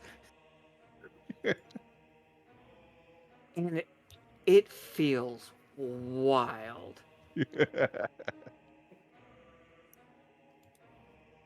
I mean, the fact that I got anything is amazing. Also, Akhana, you're the spy master, and you're supposed to keep an eye on everybody, and like Wayweavers. You haven't gotten your report from Cass, Vidra, Arthur, or Maverick in the last week or so. They went out on a Mhm. mission literally a week ago and have not reported in since. There was a report of let me check my notes one more time here. Oh, here we are. A meteor hitting a trailer in the middle of the desert. Did we Just send someone to look into it? we definitely did send somebody to look into it. Don't you worry. It is a crater, and it is slowly being filled back up with red sand. There also appears to be an incredibly dangerous rift. Uh,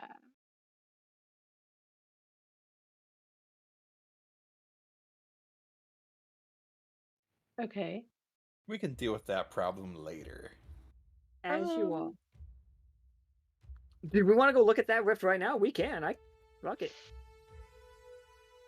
I mean, I feel bad if we got crew missing and not heard from for a week. What if they're in the crater or sucked into the rift? Oh man, I kind of knows this crew. I t- I've It's been true. around for 5 years for nothing. I mean, if you want to suck check it into out, the we rift, can. or Or just like win and done adventure for into the the yes, rift. yes, of course, of course. Oh, they adventured right into that rift, everybody. Right into that rift. No hesitation, just falls to the wall. Okay. Um,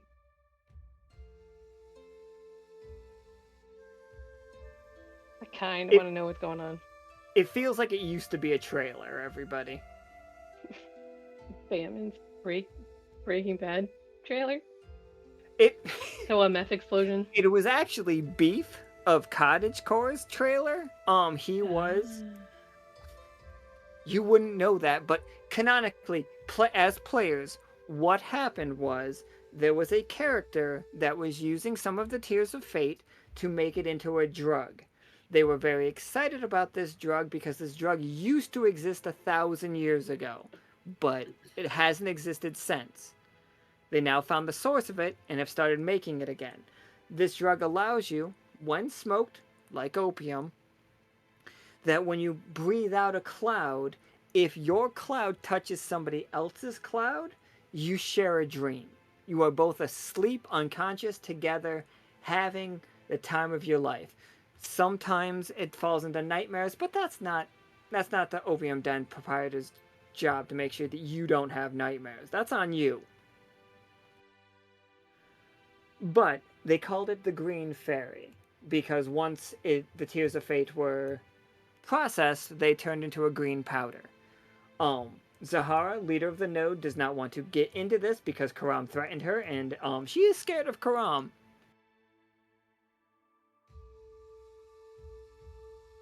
But that is what your players would know. Your characters see the remnants of a trailer that got hit by a meteor. It is slowly filling itself back in because that's how the sands work. The sands do not leave footprints for very long. But this was a meteor impact, so it's taken a minute to fill back in. Player-wise again, Arthur, while Beef was having a bad trip, said, "Hey, don't think about getting hit by a meteor," and then rolled a 1. So Beef thought, "Hey, what if I got hit by a meteor?" So, Beef, Carrot, Peas, and Poe all are dead. All 4 of those characters are completely obliterated by the meteor.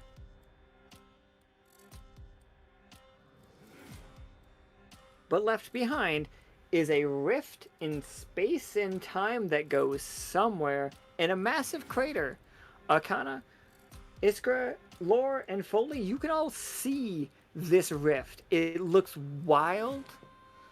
If you look at it from different angles, you can't.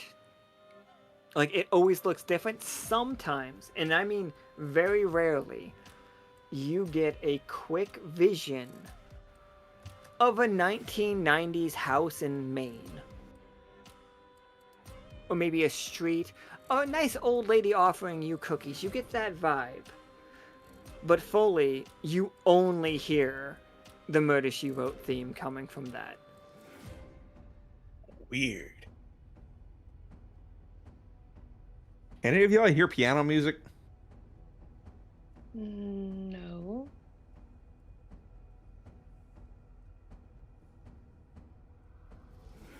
Laura's gonna look at her little crystal bunny, like tilt one of the ears a little bit in one direction, tilt it back another way, lift it up closer to her ear.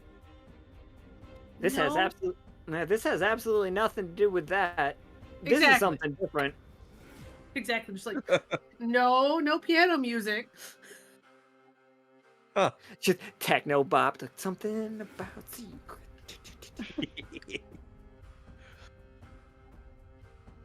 I mean, Uh, kind of want to know what's in there. Same. Could I use a spy tag and throw a listening device into the rift?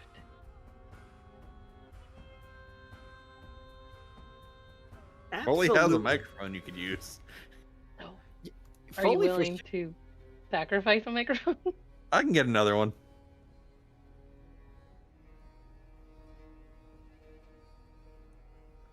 Yeah, Foley, you give me 2d20 real quick.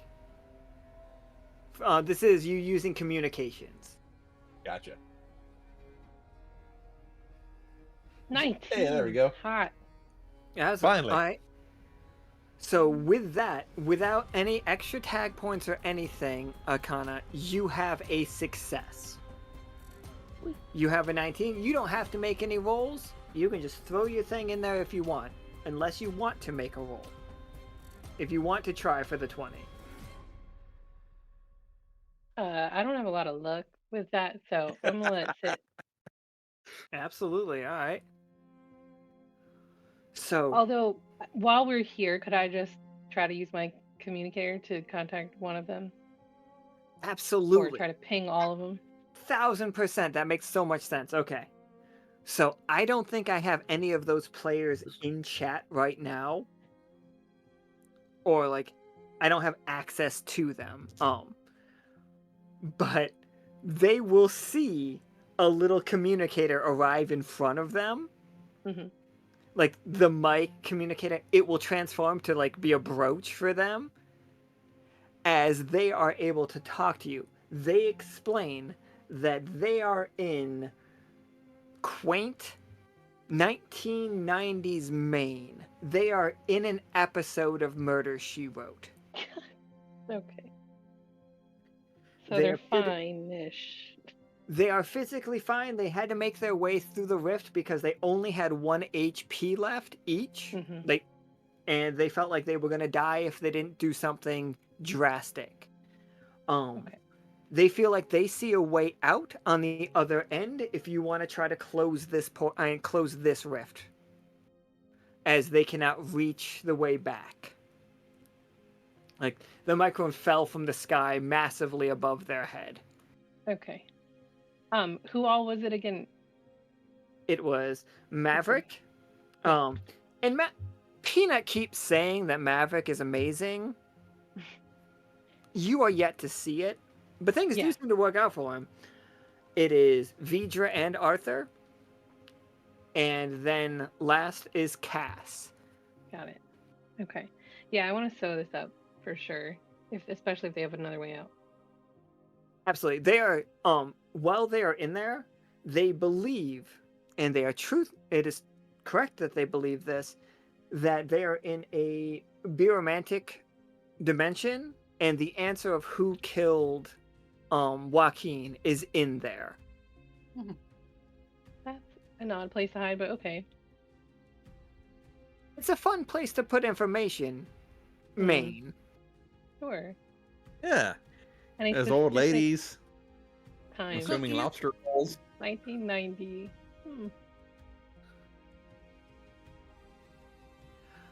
Yeah. I don't think you need to roll to close this rift up. You are, if not the most qualified, the second most qualified. Like tied for second amongst a bunch of people. Not a bunch, but a couple of people. So yeah, if we close up that rift, it is closed. you all will start to see sand moving quicker to fill up this massive crater. Also, for sure, you all find at least a baggie of the green fairy. I will hold on to that for further research. It's like, I'm not saying anybody has to take it. I just Mm-mm. some of it had to have survived. And we have to look at it for science. For science. Or science. For science. And not this rave. Remind me it's not for this rave. Laura's I mean, rabbit you're still. supposed to be the most responsible. Laura's just gonna look at the baggie and have flashbacks to that one time with the pixie dust. Laura, Laura, I know you love to trip balls, but let's just wait. Laura, you were in that game. This is the exact same stuff. It is literally the same stuff. Exactly. Like- Flashbacks to the pixie dust. Laura's just gonna tuck in her pocket for later. But Akhana's got it in her pockets. I thought you said there were baggies, multiple. Oh, okay. Oh, my bad. Absolutely. I heard Laura. My bad. I put an S at the I'm end gonna of it. high We're five good. Laura just because finger guns, high fives, let's go. They're just like Science it's and like drugs. high five into like a handshake grab thing to finger guns. Yes, yes. We have our own handshake established. We're Also, rave apparently, besties. Come on. Clem's just been carrying around pixie dust for years. Checks out. All right. So back to following Lord's rave. You all arrive at the moon, quite high in the sky, does not feel directly above you all. By the way, that is important.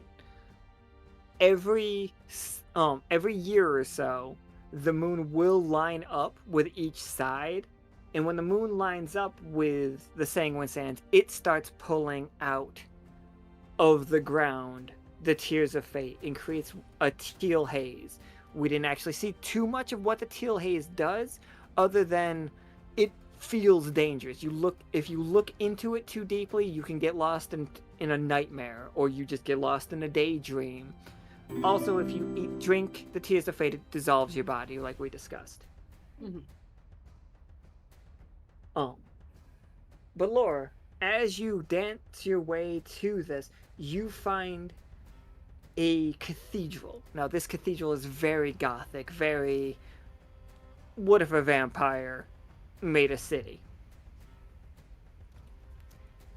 Like, all of that style. And it is just peeking out of the sand, and you see 6 goblins with pickaxes trying to get the door open. Inside somewhere, something is vibing with this rabbit so much it makes everybody want to dance. Even the goblins are like bobbing their shoulders as you approach, unknown why.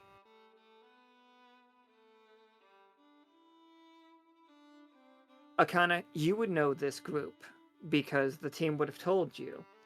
This is Goblin, Goblin, Mm-hmm. Goblin, I'm familiar. Goblin, Goblin, and Goblin. They are of the Goblin Association. They are out. They work out of Gilder, which is a city in the Virtuoso side. They do a lot of work for Tiamat. I'm sorry, what were their names again? Oh, sorry, my bad. Goblin, Goblin, Goblin, Goblin, Goblin, and Goblin. Gotcha. And they were from what Oh. house? Which side? They are Tiamat. They are from the Goblin Incorporated. Gotcha. Associate. This was a dumb joke, and I No love that you idea went how along with many it. times I had to practice saying goblin like that. Because I had to keep counting out on my hands how many times I was saying it. Well done. Thank you for going you're along right. with that stupid joke. And they are just like looking at they're looking at the door. It's like, I'm pretty sure, and like, call me crazy, but I'm pretty sure if we just blow it up, we can get in that. But what if we destroy something on the other side? Have you thought of that? It's just like, well, it's not. What if there's more important stuff further than that? If we can't get in, we can't even get that stuff that we might destroy if we just explored the door. And they are in deep debate. They don't even see you. They are bobbing their shoulders and nodding their heads with the song, but they do not recognize why they are doing that. They do not even hear the song. Also, hello, Raiders.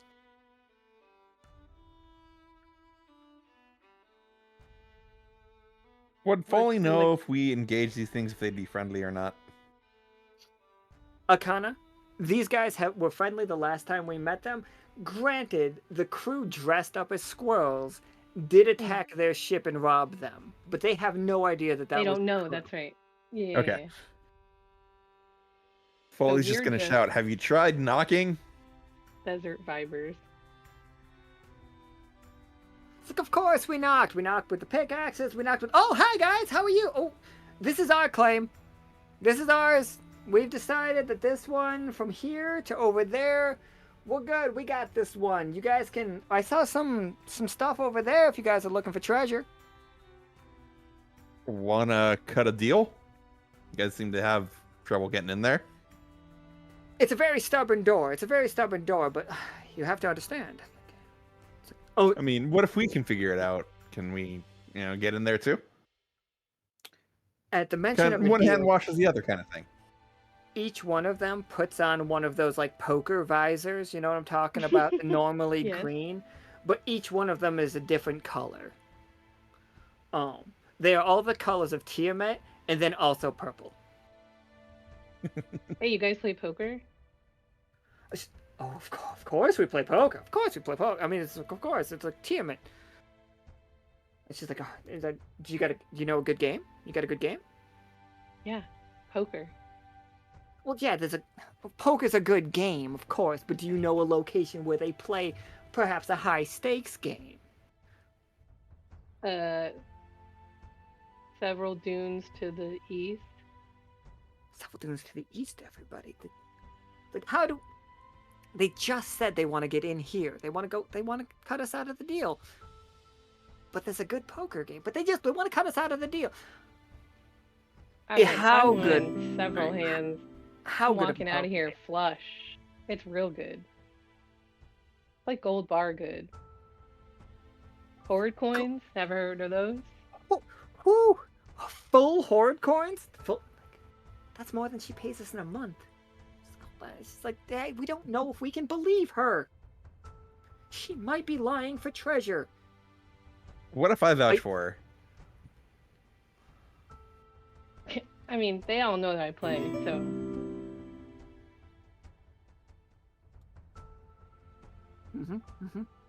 I can vouch that she won several horde coins from that dune over there.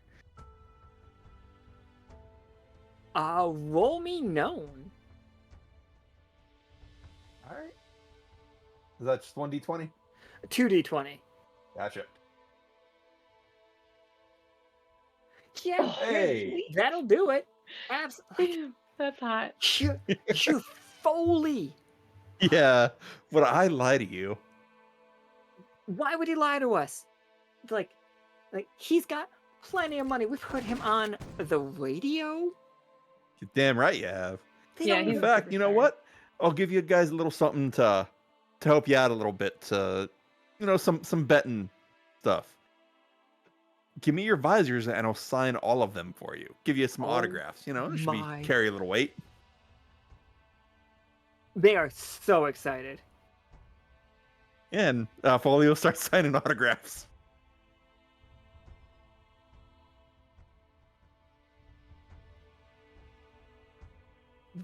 You know what? This is so the 6 of them. This is for them. We lost 17 and 18. Yeah. Okay, so I got a 4, a 5, a 17, a 7, a 4, and an 18. Okay, but none of them are ones. You know what would make it more magical?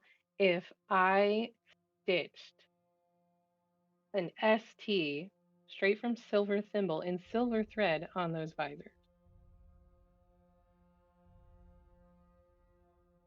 All right. Like I really mean, with a fucking deal do it like up? that. Yeah. Roll me artisan. Wait, do you have Mm, artisan or do you have metal? Stitch crafter. Stitchcraft. I Yeah, have blacksmith, but I was thinking stitch crafter because Stitchcrafter makes the most sense. Absolutely. I'm assuming they're plastic visors. Oh yeah, they are like they have a Tiamat symbol in them right now, but let's see how your roll goes. Give me 2d20. 14. 14 is perfectly fine. You put a nice silver thimble. This is limited edition visors signed by Foley. They are so excited. They like two dunes over. You said Yeah, you know Yeah. the big ones way out there. way out there. Like, sorry, my bad. Is it more towards Neferka or more towards the node? All right, because for the record, the meth explosion was right here. Okay. The legally distinct meth explosion. So you guys, I say right here. Is it this way or is it this way? It's going to Okay. work out for you whichever way you choose. It might not work out for them. More believable if I think it was closer to the node, but we don't know really what happens in Neferka. Like a poker I game. mean, this could be a way to send a party out to find out how. Hey, that's not a bad idea. Oh, to the left? Yeah, to the node. 6 goblins charging into. Wait, the node or the Neferka? Neferka's to the Oh, left. no, Neferka, excuse me, I'm sorry. Yeah. 6 goblins, like very Right. excited, go charging into Neferka for a poker game. And you know what's funny? They find one. Only 2 of them win any money. The other 4 go, like, 3 of the 4 go completely broke, and 1 of them breaks even. I mean, they wanted high stakes. High Yeah. stakes. High stakes. I hope they lost their hats. Oh my god, 4 I of should them, hope. or 3 of them did. 3 of them No, not definitely their lost hat. their hats. Ugh. All that work, all that RP for nothing. Ugh. Wasted her talent. It was But worth let's it. try to break in here. You never know when those hats will turn up again next. On the black market, I'm sure. Creek's gonna end up with 1. At least one. I'm just gonna steal it back. It's fine. The purple So one. there's something that we haven't done yet, and I don't know when you want to do it. 'Cause I know Yeah, you want to try to break in here. Yeah. I haven't tried to touch the goo with the gauntlet. Do you think near a cathedral is a good idea? I mean, what better place? I was gonna say, if you want I'm to just- try and touch the goo while Ooh. Laura takes a closer look at the door to see if she can figure out what like the locking mechanism may be. I also always have a lockpick with me, a kit. Also, Foley won't knock on the door. I'm just Maybe bringing it up someone's because I don't want you to. I just didn't want to forget about it if it's something we still want to do. Yeah, of course. Oh, so let me just rewind to here so that we just have like the jar of the tears of fate. So we're just not bringing them out and about, you know, because I don't want to put them at risk. Mhm. I had a jar and now I've lost it.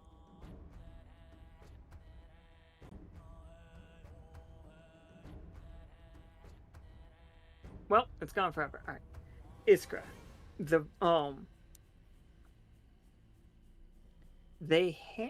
on the desk in this room. This room is like set up to study the tears of fate. You have a bottle that looks very similar to a wine bottle, but there is also a dish that you could pour it into if you wanted to. Oh, yeah, Just so well, you know that you don't have to use it all or contaminate it all. Yeah, you can pour a little bit into a dish.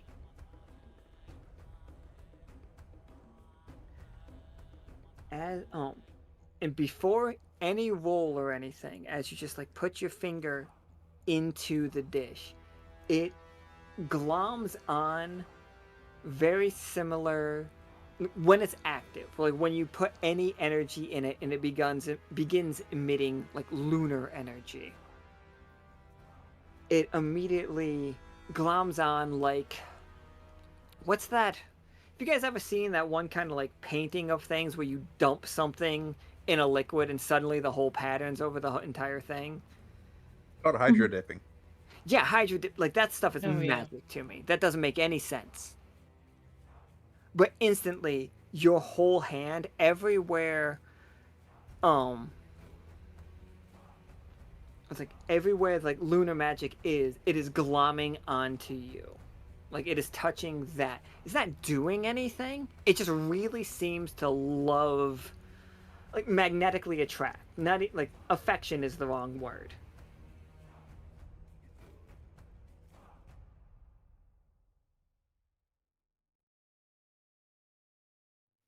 But the second you turn it off, they all just the water just like sloshes off of you. Maybe not all at once. Some of it lingers longer, but then it does splash back onto the plate.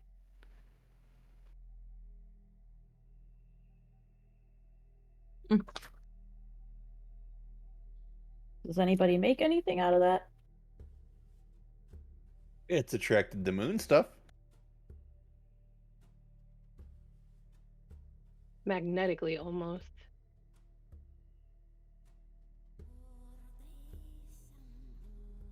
Interesting. I mean, is that the only thing it reacts to? I mean, I could test my magic. Give it a You shoot little. lightning at it. Well, as one does. I never really, me, Alan, never gave much thought as, like, is it attracted to anything else? Fuck it. Yeah, all right. Just start dipping stuff in it.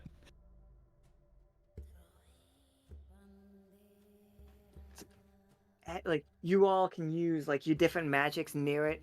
Iskra, if your elementalist portion of it does not seem to have an effect on it one way or the other. Like, it sits there in the plate. It does not seem to react unless you strike it directly, at which point it'll, like, splash. And I'm not saying you have to. I'm just... that, like, a little splash is all that would do, unless you were trying to destroy it, and then you feel like you could. As easily as you could destroy any other liquid, it feels like you could destroy this. But still end up with acid burns like If you touched it physically, you would get the acid burns. But if you magically zapped it, it'd probably go away. Like, it would definitely go away. I will tell you that flat out. Like, if you attack this stuff with magic, it will be destroyed. that we could destroy a whole other city. Yeah, absolutely. You guys can nuke it. Just putting that out in the universe. I don't Yeah, have Neferka, suck it. magic.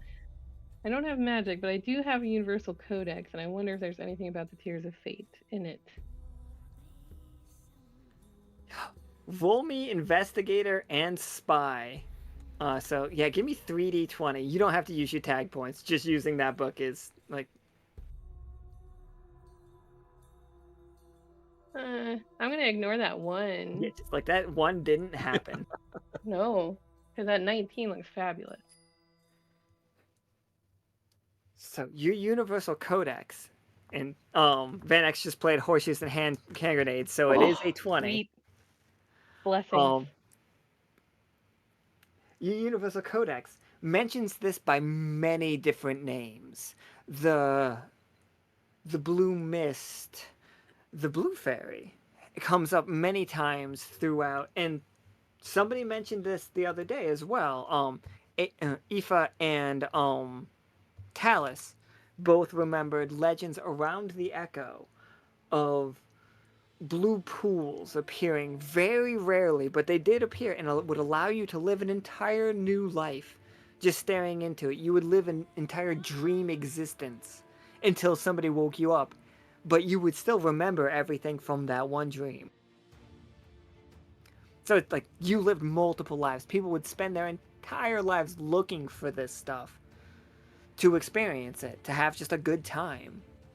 Like some people believe that it existed. It seemed to be fables.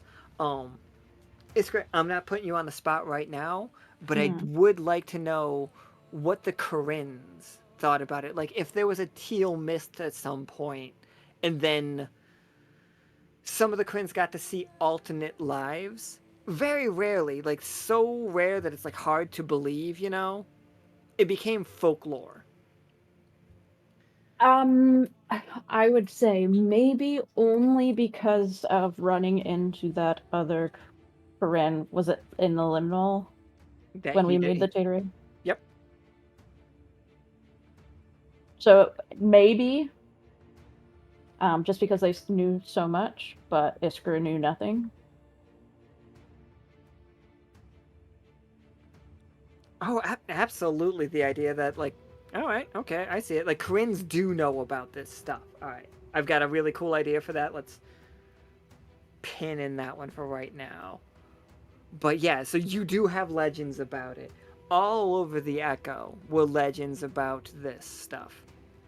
But now, in the last 1,000 years, it only shows up here.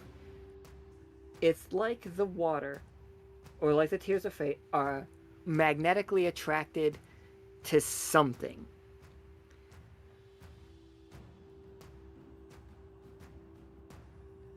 And Akhana, the dowsing rod, is slowly sliding across the desk away from the Tears of Fate that Iskra is studying right now. It is sliding to the east. So that means it's picking up something, but if it's moving away from what we have here, it's attracted to something else.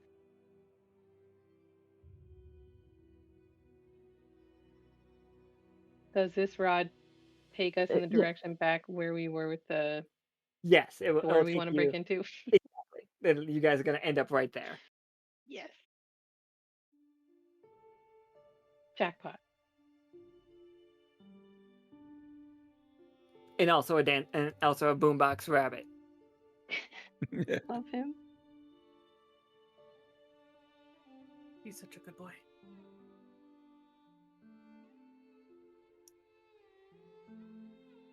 All right, so Foley, you were just gonna knock on the door? Yeah, I'm just gonna knock on the door, see if anyone answers. If that doesn't work, Laura and I are going to try to pick it. You have your lockpicks. Laura has her nails. I got a chisel too if we find some, like, what are those things called?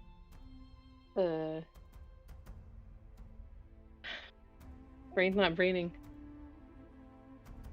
Hinges. There you go. Laura just like starts showing Akhana her multi-tool nails that she gets Yes. done regularly. Amazing. It's a You have to callback. take me with you next time.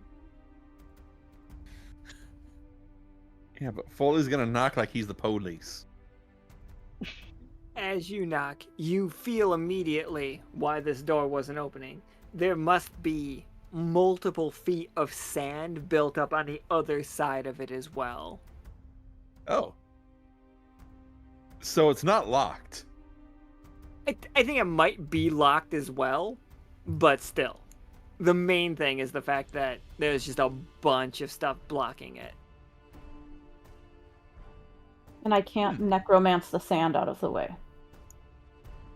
You could if you tried. Have you tried? Can we necro dance the sand out of the way? Perfect.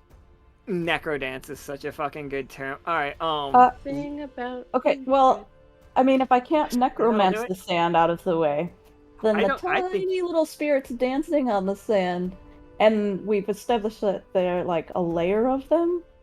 I mean, could I ask them to move the sand out of the way? I think, Iskra, you could absolutely roll me lunar and magical for that. Lore, where are your tags? Lore, you could definitely roll me cryptozoologist is really good for this one. The cryptologist. cryptologist. Sorry, not cryptozoologist, but cryptologist is that's really a good for this trip. one. It's like, I don't know. We find hunting the Jersey. So both of you give me 2d20.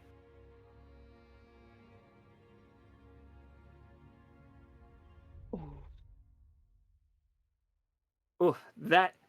Man, I Laura, think I'm would gonna you like ignore to? that one there. Yeah, absolutely. Mhm, Okay, mhm, so we mhm. got a 17 and an 18. There was not a 1 rolled at all. Nope. Not at all. Mm-mm. Are 13 still a prove big it. deal? 13s are not a huge deal unless Oh, somebody horseshoes and hand played. grenades. Oh shit, horseshoes and hand grenades. Wait, no, we only Oh have wait, a an 18. 8 Sorry. out of 19. My bad. It was 19 by adding numbers together. 18 plus that not one that happened. Yeah. Yeah, exactly. Mhm. But, I feel like together Iskra and I could metaphysically Parties. pump up the jams and I want to get dance harder. these spirits in the sand dancing out of the way. Absolutely. I love this so much. Necro Anybody that has necrodancing is some of the most fun I've had right now. If anybody in the crew has ghostly, or even if your characters have like a tie to ghosts, you are feeling significantly more chipper right now.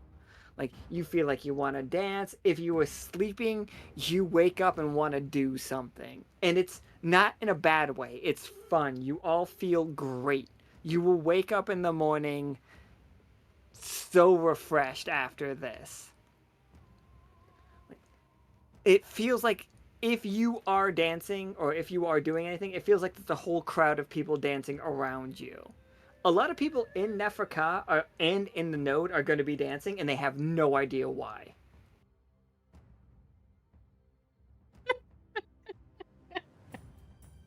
So I'm imagining our goblins that we just sent over there are seeing this as well. Oh, if the Don't worry about goblins that. can see ghosts, they're having a great time. It's like any of the kids, like from Sixth Sense, that normally see ghosts and they're terrified of them, are just having a great time. They're just dancing with them.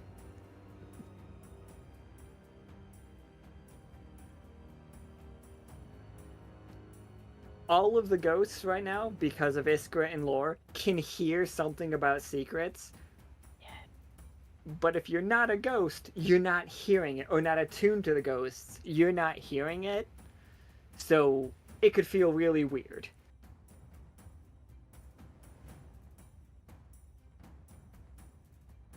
So since Tarkus couldn't pick it all up when he was there, can he now that we're necrodancing? You know what? So I got Tarkus right in the chat. I'm gonna roll 2d20 for you, Tarkus. I hope you don't mind.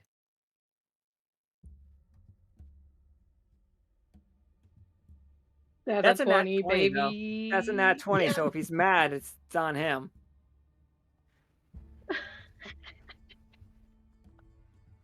We made Tarkus, all the right choices so far, guys. you cannot communicate with a single one of these, but en masse, they have enough of a voice to be heard. And right now, they want to party. The entirety of the ghosts in the sands at the same time want to party. Some of them party pretty hard. The A blood type party like a mosh pit. So maybe not them. That's kind of like a ghost blender. You don't want to party with them. But the B blood type, they party really hard. Like really just like nightclub situation. Now the O blood type is like goths. That tracks. You'll They never dance believe what type I am. heads down though, guys. Wait, no, they're doing the Melbourne Shuffle. It's just crazy. And if you guys don't know what the Melbourne Shuffle is, YouTube is right there. Word.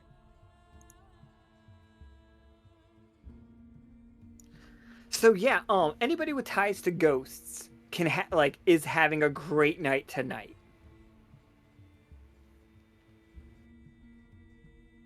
So yeah, Iskra and Tarkus, I'm gonna put you guys together for your next game, specifically because as a single unit, it is difficult for anybody right now because of like the music thing, but you guys know how to talk to the Sands.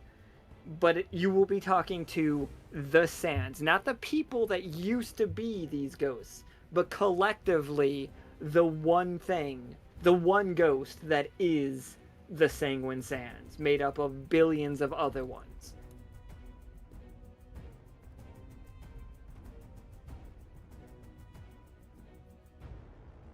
But right now, Tarkus is just dancing. Man, all we're missing now is DJ Boo. Oh, I bet he's throwing down like crazy. Hell yeah. He's gotta be. Got the beats Wherever he unlocked. is.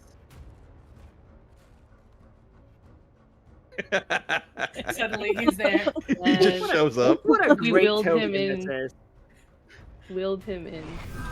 Absolutely, wherever he is, like in the world, he feels this happening and just like slides on over.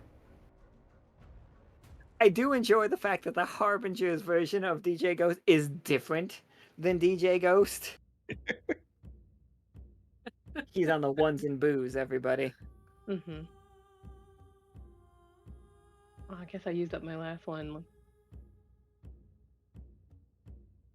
It's got my spooky ghost. Amazing. So the sand's out of the way? Yeah, totally. The sand's completely. The door is still locked. Stan has no idea what's going on. But we can open it now. Yeah. Or try. The sand's all on one side of the room trying to get to the party.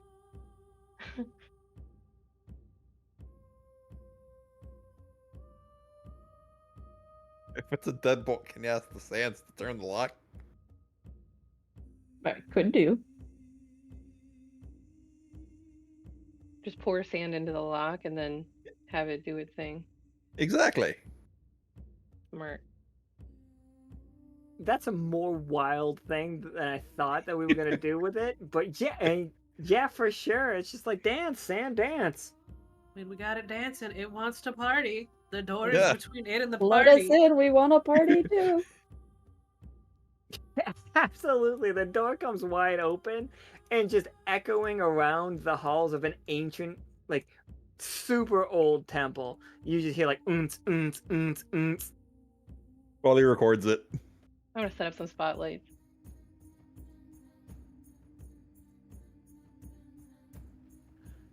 All right. Okay.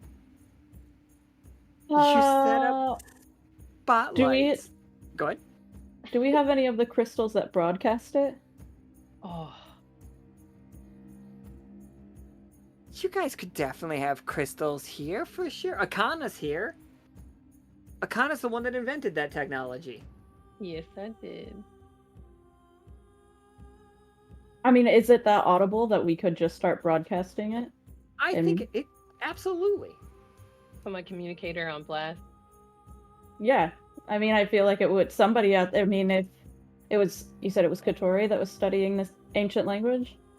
Katori is studying an ancient language that matches the runes around this room. As you guys walk into here, other than the ghost party, not spirit party, it's a ghost party. That is happening all along the walls. You do see like ancient like carvings that feel like not interesting to you, but a little bit interesting to you. But like, if You we see- broadcast the song, does it help Katori? Does it help? Do Or is there these anybody that could hear it that would end up being helpful? I think that absolutely this could help. Like, it's all a roll of the dice to see how helpful, though. Okay.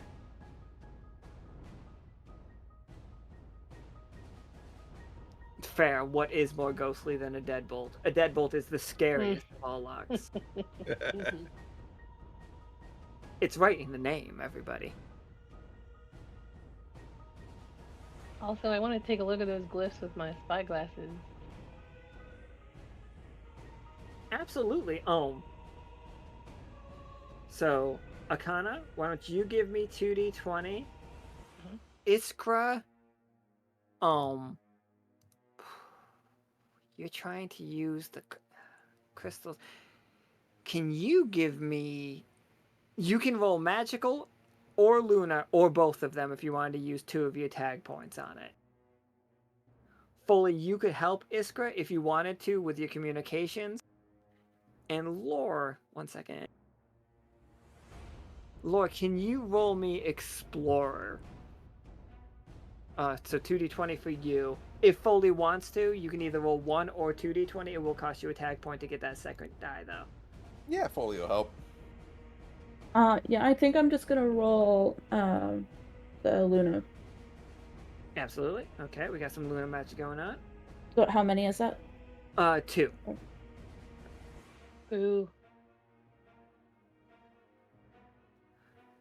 Absolutely. So between Iskra, Foley, can you give me 2d20? Oh yeah, of course. Sorry, I completely forgot. No problem, no problem. He's Like- vibing. She already rolled like really high, but Yeah, why not try for another? yeah, why not try for? If it would have been a 20, I would have not like even like bothered with it. But Yeah. all right. So Iskra, you have the crystals out. These are the similar crystals from both Silver Thimble and Luna. We know that the same technology is used for both. Different reasons, but for both. It captures resonance. It is going back to the crew. We are with Foley's help, we are able to record it. It is. It feels wild because it feels like a remix of the Something About Secrets song, but in a different language. Like all of these ghosts, maybe not all of them, but a good lot of the ones in this very specific spot are singing Something About Secrets in the vampire tongue. So we can only make out every 10th word, but we know what those words are supposed to be. You know what I mean? Okay. Because we know the lyrics of Something About Secrets. Can you roll me 1d6, and that's how much further Katori's going to be getting on her list. She only needs 20 words. I think we left off at 16. 1d6? Yeah, 1d6. We're going to add that many. So we're up to 18.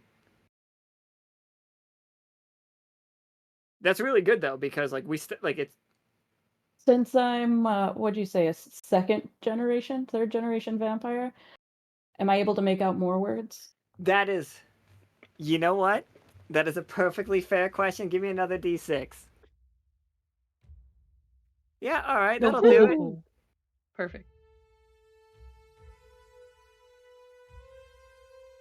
Katori was at 19 at the beginning of the stream. Okay, well now she's at 25 out of 20. Fantastic. Katori's doing great. Our studying of languages is moving forward significantly. And the great thing about that is Katori started it, but everybody else helped. And I really like that. Like, yeah, Katori started making a Rosetta Stone, and then everybody else was like, oh, here's a piece of the language, here's a piece of the language. Yeah, Katori is a C.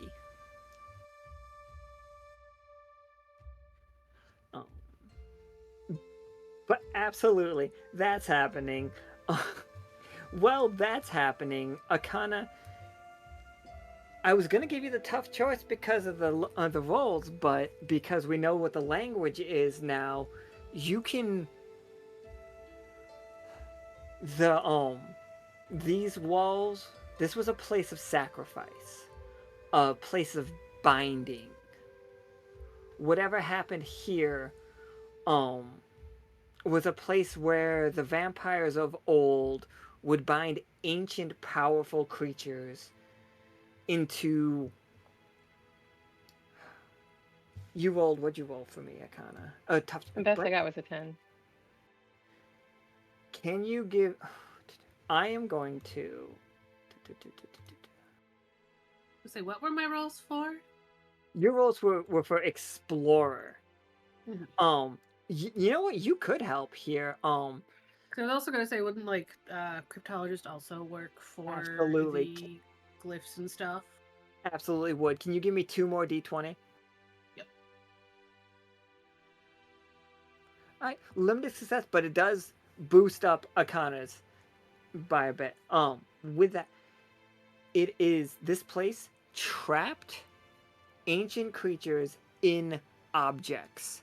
The hieroglyphics lore show a massive spirit. This remember, these are over 1,000 years old, and Iskra, you are seeing this too. Just because I'm telling it to lore doesn't mean like you won't get the information.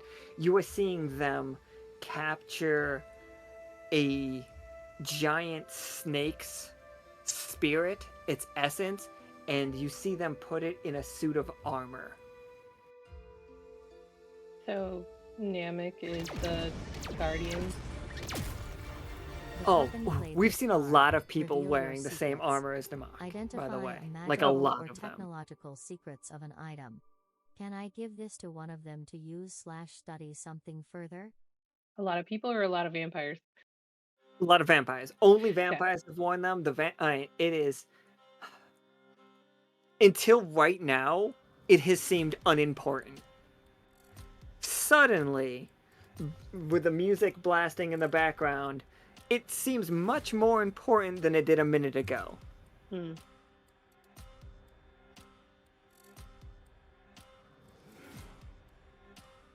Which big snake is it? Is it the sandworm? It would have been the sandworm, and you see them putting it into a suit of armor.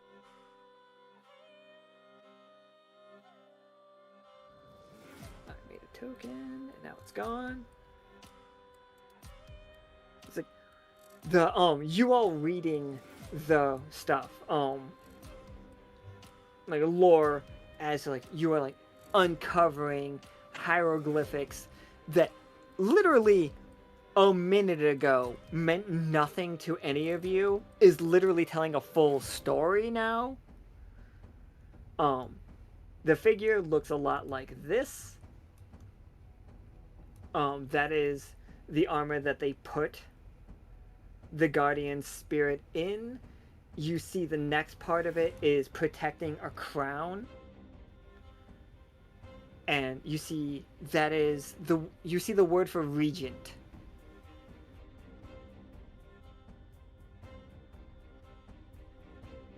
So not in this place. Well, in this place, somebody took all of the power from the guardian spirit of the sands, condensed it down into a suit of armor, and made a golem out of it. A golem of blood, a golem of energy, of magical energy. And that creature, immensely powerful. Even in the runes for it, Iskra, you can tell that that thing was a little bit weaker than the Tatzelworm, a little bit more feral than the Tatzelworm, but on the same scale of power. Like the Tatzelworm's little brother. That is the creature that the level of creatures that were bound to artifacts, to items in this shrine, in this temple.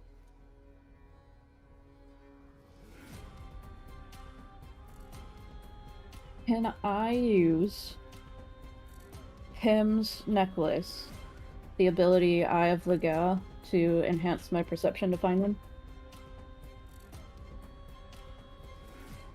Yeah, absolutely. I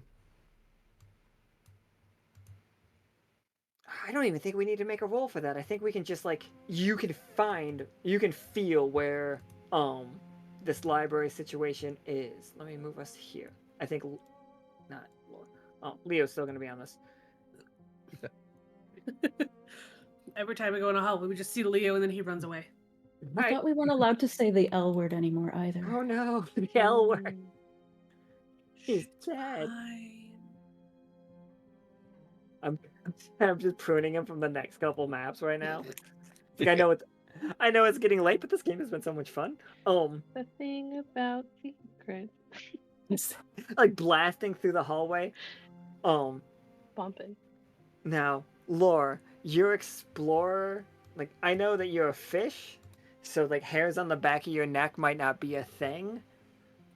But based on... I mean, I think technically because she does have hair, it is a thing. See, I was wondering if that was a wig. I wasn't gonna, like, call it out, because wigs are your hair too, people. Well, Never there's had. someone's hair.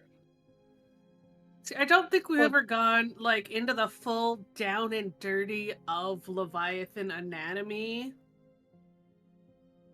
I don't want to get into the down and dirty about your I beg your to differ. special hair places. I'm curious. Yeah, okay, okay. But we'll go with hair on the back of the neck as a yes. I just want to know if it's a wig. No, it's her real hair. Okay. This particular tunnel strikes you as an explorer, as a person that may or may not have dungeon delved a couple of times. You know this dungeon. You know this is trapped. You know that this is a trapped ass dungeon. Hmm.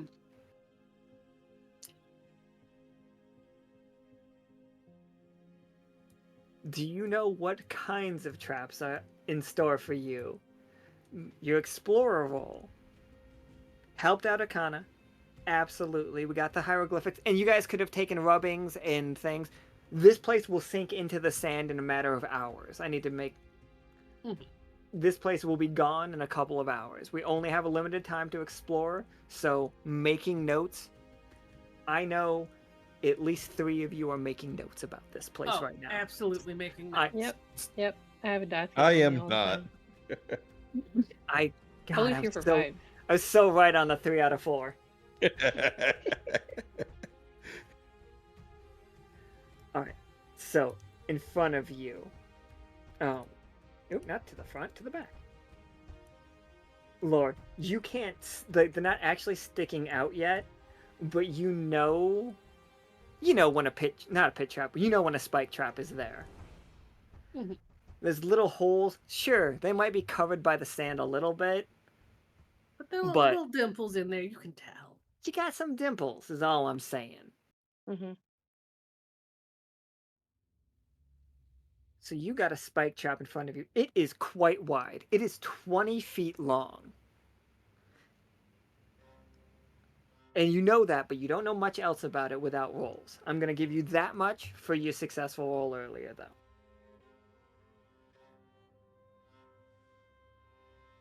Mhm.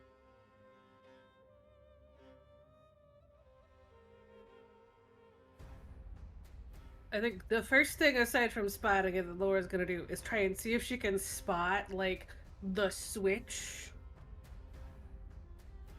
or Oh, whatever's okay. on the other side, like on the Absolutely. far side, to shut it off. I love a dungeon with the switches. I do. There's always a switch. There's always Always a switch. Can you give me Explorer? Give me 2d20. Alright, so there is a switch. With the 12, it's a limited success, so there is a switch, but it is way down there. It is all the way at the end of the place, and the switch doesn't just turn off that, but it turns off the swinging blades as well. There are 2 sets between. There is the spikes. There's a 20-foot spike trap. Then there are 2 swinging blades off sync of each other.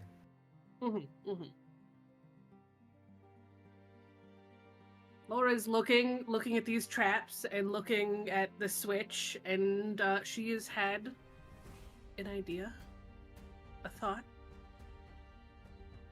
a feeling, or a vibe, if you will. Go with it. Yeah. I was She's gonna like, say to "Hey, ask guys." the sand again. I don't know. So wait here for a second. She's going to secure her rabbit because that is still out. She's gonna, give it the right kind of pats just to, crank it up just a little bit, get the vibes going.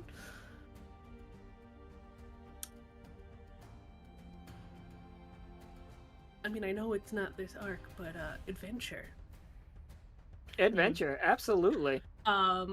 Laura is going to try and acrobatics her way across, but not just like acrobaticsy. She will be fully using her all of her various monstrous assets as necessary to like jump over the spike pit and like use the wall as like she did the one time when they were in the finger place. Absolutely. Absolutely. Can I remember the names of things now? No, but yes. She's gonna leave a giant divot in the wall as she like uses that to jump over. No, you climbed a prison wall. We saw it happen. Yeah. Mm-hmm. Yeah, and uses her monster form to like make that hole and then dive under the blades and shrink back down and just the entire time going with the song. So All right. So you get 1d20 immediately off the bat. You get another d20 for adventurous. You get another d20 for Wayweaver. You can get another d20 for Wayweaver. So you are sitting at 3d20. Oh, Explorer still counts for this one as well. Mhm. So you can give me 5d20 if you want to. When we are rolling 5d20, it takes 2 ones to make a catastrophe. Mhm. We are going for the 5. Let me roll the d20s, not the d100s. important note. Wow, so we got a 12, an 11, a 5. No, we have a 12, 11, a 10, a 6, and a 5. Limited success? Okay, okay. So which... You make it... Okay. Yeah, this is fun. This is fun for the story. You make it almost all the way there. Which part do you need one of the crew to help you get past? And one of the party that are here, sorry. Not just crew in general. Some of them are busy dancing. Mm-hmm. Would you like a little patch of ice to help you go a little bit further? Oh, absolutely. A patch of ice to slide under the last of the pendulums. Oh my god, it's that one scene. What was that? I know enough of you are perverts that you know the gif I'm thinking of. Have you seen it where somebody like shoots a bullet and it goes between the woman's High School of the tits? Dead. Yep. Okay. Thank you. It's just like both boobs move independently and the bullet can go between one as they are undulating. That is how the guillotine is going.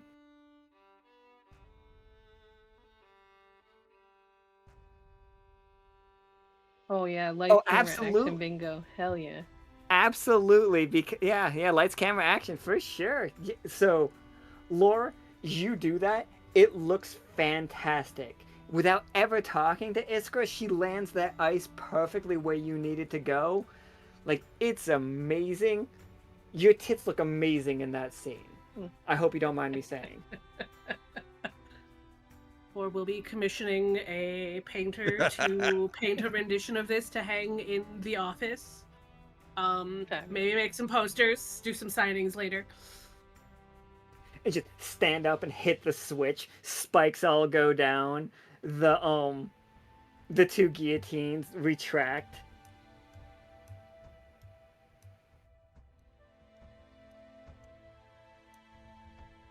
Hot.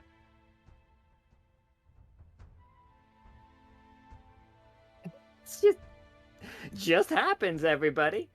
Oh. And now it's just a regular hall. I mean, sure, there's stuff written all over the walls. And at this point, it is pretty interesting to you all. It is telling stories of how they learn to trap demons inside books. Very specifically, they learn to trap them in books. This is a very elaborate explanation of how to trap the demon of hunger into a book. This is how to trap the demon of arms, which they mean weapons, into a Not book. just a demon with like a bunch of arms. Not just a demon with a bunch of arms, but a demon It's a of different Kinda guy. disappointing that it's not.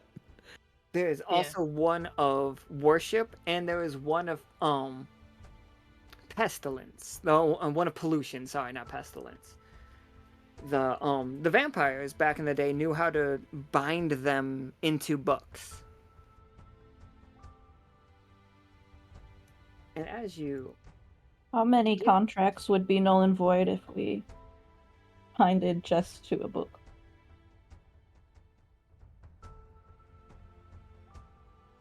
I'm sorry. I think I heard you, but let me ask just make sure. One more time.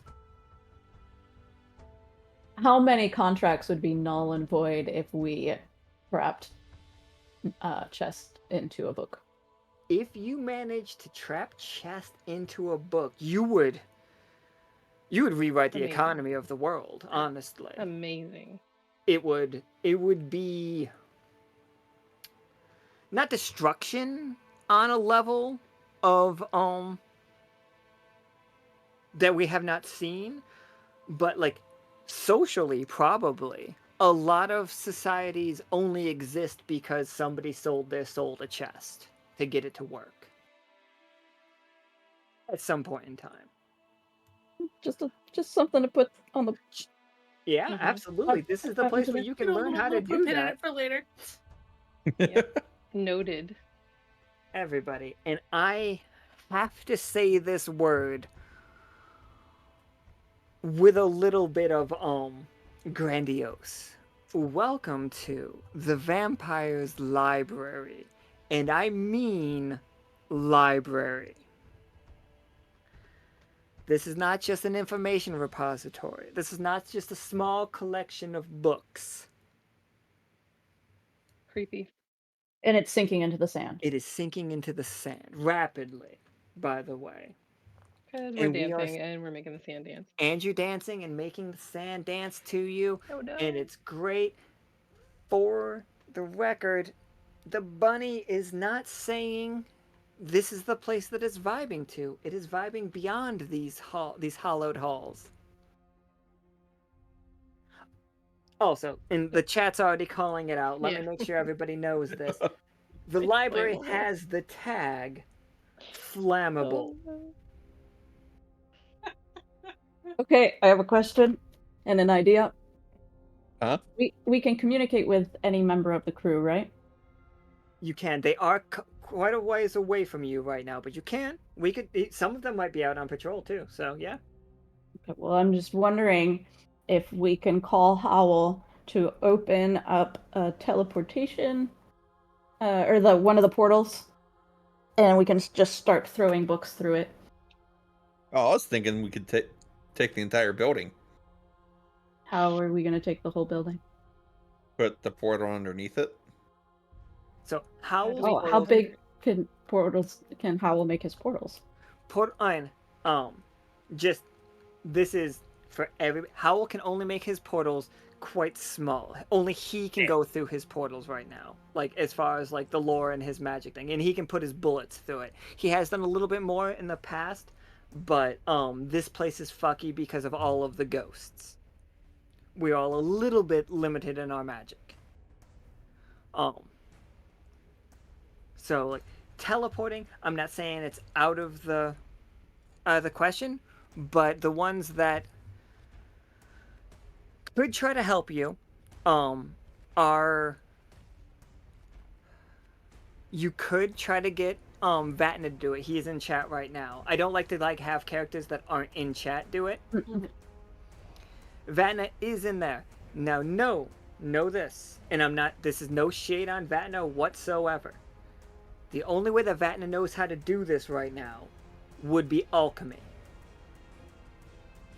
And he has seen some next level alchemy in front of him, which is punching holes in reality.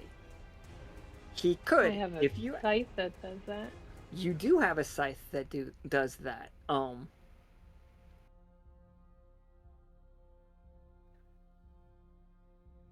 I'm not looking to pull anybody else into this game specifically for the for the record.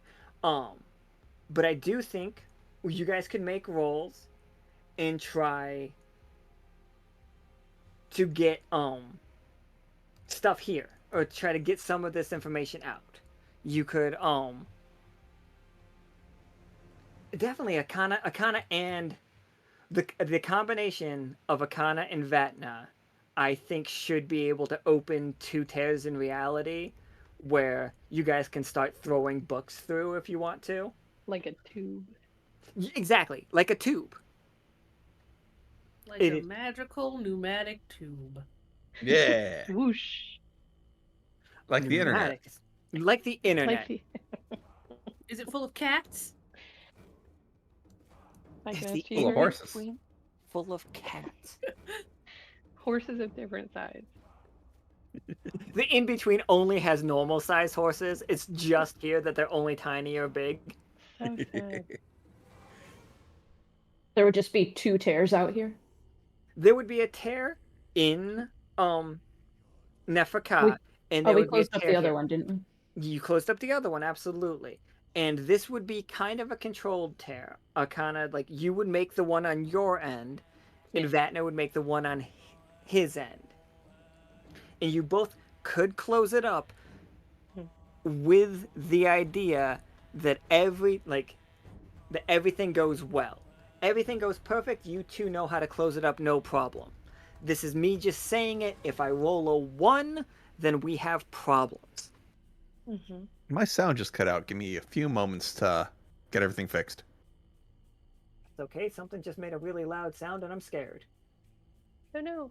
All the lights in my apartment are off. I'm just being lit by computer screens. I'm terrified. Also, it's really late, guys. Let me try to get fast forward this one. Well, I can give you a 20. You can give me a 20.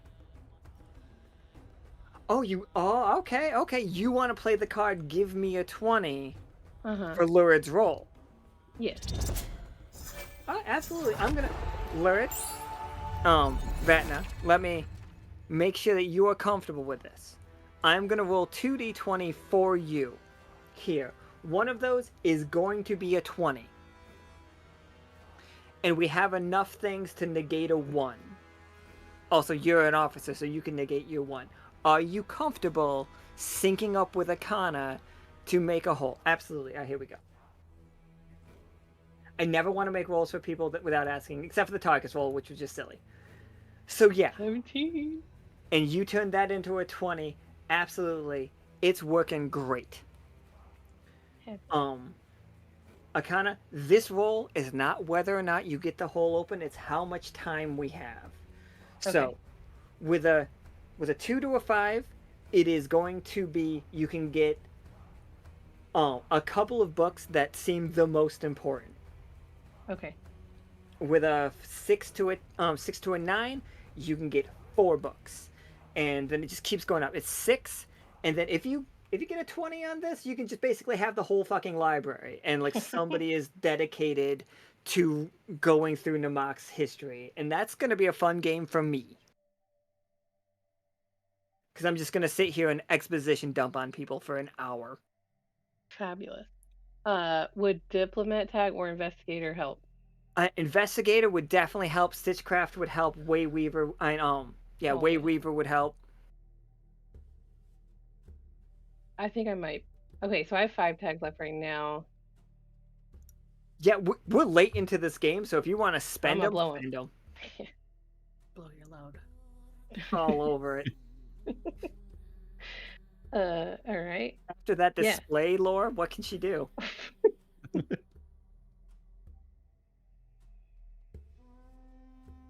All right. I am going to assume somebody's going to move that 19 to a 20. I'm just going to assume that. All right, what was the Please. plan? I just got here. So, We're transporting the books via portals open in reality Gotcha. from here to Lockstitch. this is going back to Neferka, because that's where That's right. that is where Vatna is right now. But yeah, Vatna's He at the saved a other end of a book, an end of a thing, with his rift open, and it's just pouring out books like right into Katori's lab, just like just stacking up. It's In only alphabetical taken order. 5 years, but we've saved a library. We broke the curse. They're going too fast. The friction, everybody, the friction. No, don't you dare. I We're not burning Worked too hard anything. for this moment. The vibes, Allie. The The vibes. vibes. Speaking of the vibes, because that is a 20, and while they are doing all of that, no, you guys have enough time to keep going, and ignore the fact that this looks like a fuck you, Leo. Oh, dare. I felt really bad saying that right there because I remembered fuck you, Leto, and I was like, oh no, now I'm sad. Oh. No. R.I.P. Leto. Should have gone to the fucking doctor, you idiot. Anyway. He literally should have gone to the doctor, everybody. God damn it. Anyway. He worked in the hospital for... I'm not gonna get Anyway, yeah, that's what I was gonna say. Anyway, so the hallway, this lovely hallway we're in. As your pneumatic tube of reality is pulling all of the books through it, you don't have to do anything. You set it up, like Akhana. Just to set it and forget it. Yeah, right. You can close it up on your way out. Don't worry, I will not punish you. It will be closed on your way out. There's no roll for that. Beautiful. But up ahead, you all feel the vibes, and you all hear unmistakably a song. And it's not just the spirits dancing to it. At the end of this hallway, which I know that the AI made it look like a natural thing, but this is not natural. The walls are softly glowing. Natural, not unnatural. It just looks like a sand tunnel. The walls are softly glowing the teal. Iskra, if you put your your gauntleted hand towards it, you will just get covered in it once again. And at the end of this hall, it feels familiar. I'm gonna guess you're all gonna keep going, but if you want to stop here, Why would we stop? that is always my question. We gotta keep going. Yeah. You all walk into a spacecraft. And you know it's a spacecraft because you've all been in a spacecraft before. What is this doing here? It has the vibes of the moon. 100%. And you hear something about secrets playing all around you. Is this the part where the xenomorph pops out? Spoilers.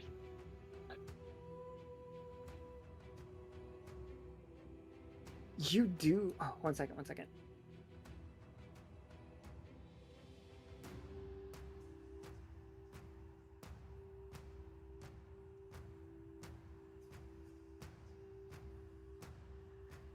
You do suddenly see a shape in the corner.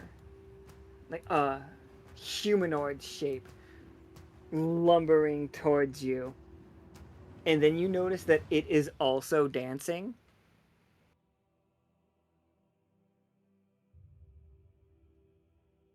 Akhana, actually, all of you would know this as fervor. The last time you saw this is what fervor looked like.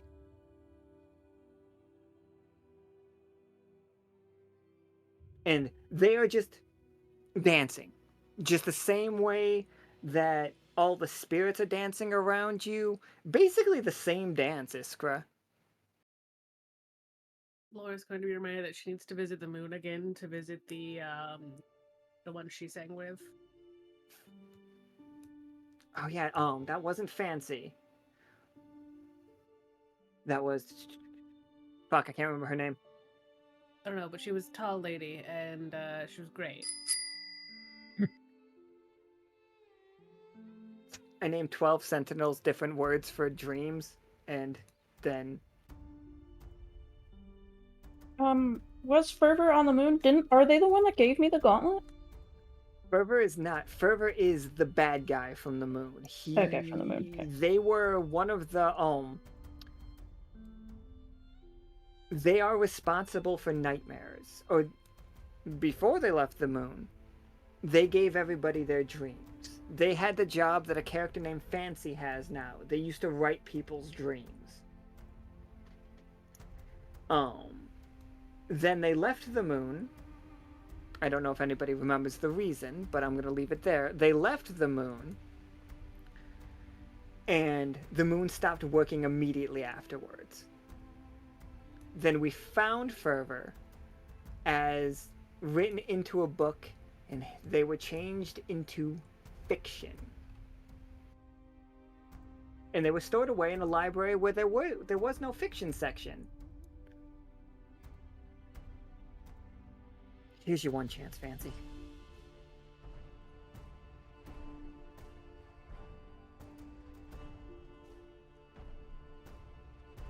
But yeah, you see you see the character that you all thought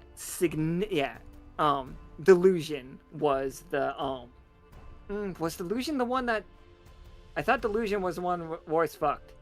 I don't know. I did quote the art Ox did in Art Share back to the art Ox did of her with the little lore face.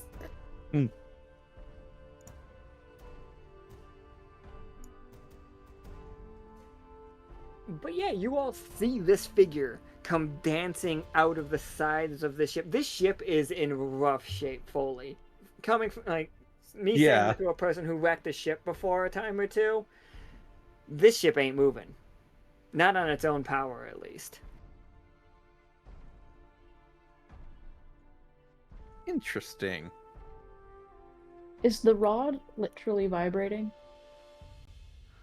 Absolutely. It is, this whole room is, like, vibrating incredibly strong with that, with the dowsing rod. Like, you are at what it was searching for.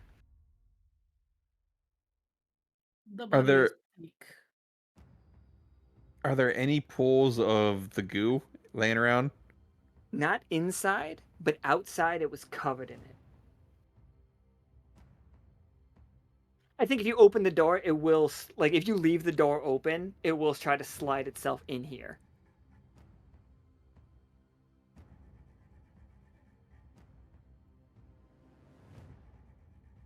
And this Fervor guy, does he seem hostile right now, or no? Or is he just vibing? Dancing. Just dancing.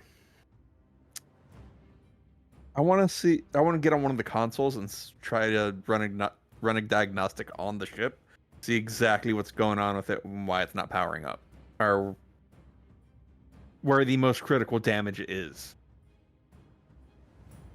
Yeah, absolutely, Foley. Give me so give me communications and pilot. Give me 3d20. Gotcha. 13's good enough. It's a little all right. So Is it? Foley. 13? I don't know. I don't trust it. It's a little spooky. With Fervor especially. Okay. All the lights flash red as you are trying to, like, get through it. Like, trying to figure it out. Like, you see the music turns as you press it, and you just start hearing an alarm. And you see the last records. They were aimed for... The Sanguine Sands was not where this thing was supposed to come down. It was supposed to come down on side 14. It was supposed to come down on a place called Paper Street. That's where it was aimed. It's supposed to have a safe landing. But if they had some kind of lunar interference, and it crashed into the Sanguine Sands.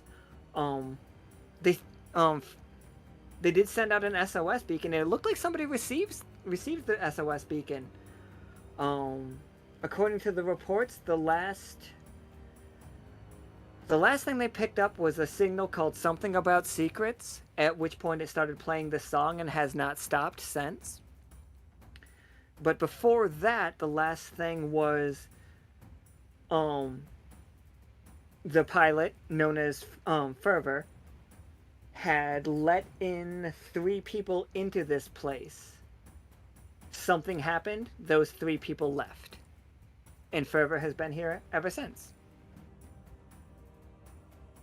Is there a record of who those 3 people were?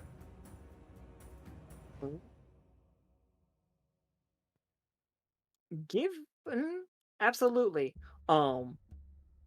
They were. No, there is no record, and that is actually the tell.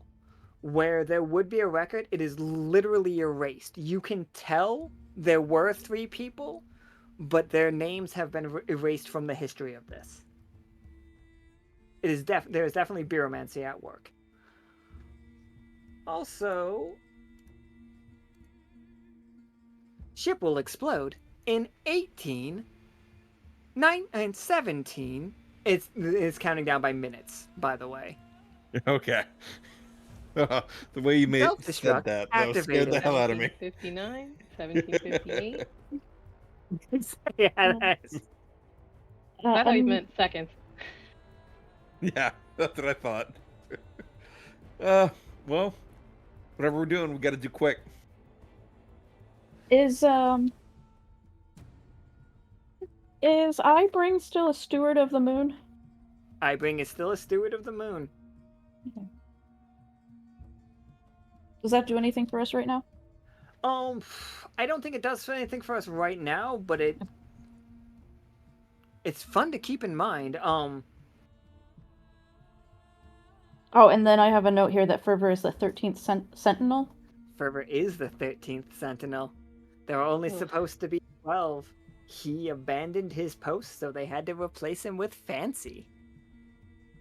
But there should never be 13. Once the music stops, you see Fervor start twitching and like looking at you. It's very Silent Hill Nurses, everybody. No direct aggression yet, but their limbs are thrashing out and hitting the tables, and like they are definitely pulling levers. They are smashing screens. It's scary over there with that guy. Also, he is 13 feet tall, and the body is not flesh. It is mechanical, very crystalline succulence, but with red lightning coursing out every once in a while. Very rarely, you almost never see any red lightning coming from this spot. This. Right, and I just want to check something. Is Fervor doing 100%? Fervor is in no way, shape, or form our friend here. Fervor's not doing anything except. The best Having a explanation tantrum I right can now. give you, Lore, is that one time you, Soki, and Pim decided to try to put like a spirit in. Not a spirit, like artificial intelligence into one of the forklifts. Mhm. And it didn't work out. We decided against it. It is just lashing out everywhere. It doesn't seem to have any cohesive thoughts going on. Like, you saw Fervor before. He loved to monologue. He was that villain, you know? Mhm. This doesn't even seem to recognize you. It recognized the music and the alarm sounds.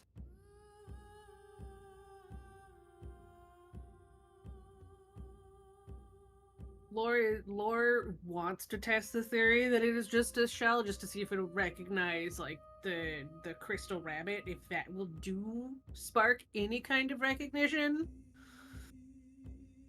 before going from there. Okay. Do you want to try to do you want to try to communicate with him through the Yeah. crystal rabbit? Yes. Absolutely. Okay. So there is an easy 2d20 because of the rabbit.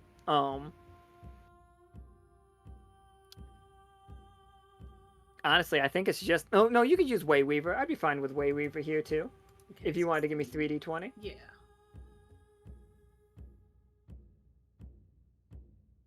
Thank God for that 18. Yeah. I was like, which one's the 18? I would have loved it if it was the third one, but it was a 2 and 18 and then a 5. But with an 18, we're good.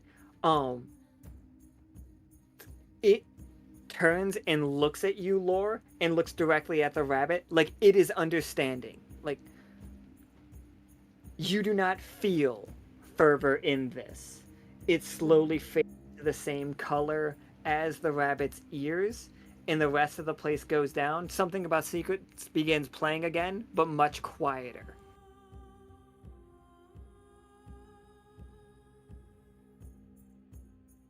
Yeah, what do you want to tell it to do?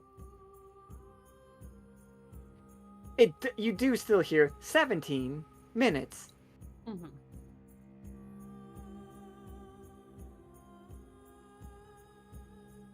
Oh, while all that's happening, Foley is pounding on the console, trying to get it to stop its auto-destruct before he books it.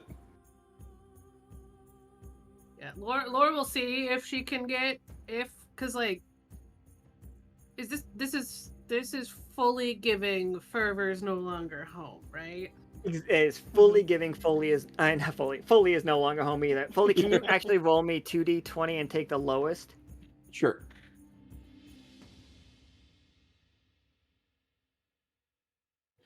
Yeah, okay. Nice. So tough choice, Foley. You can grab the black box that has a recording of the last thing that happened, but your time gets shrunk to everybody else only has one action in here, or the time stays counting down.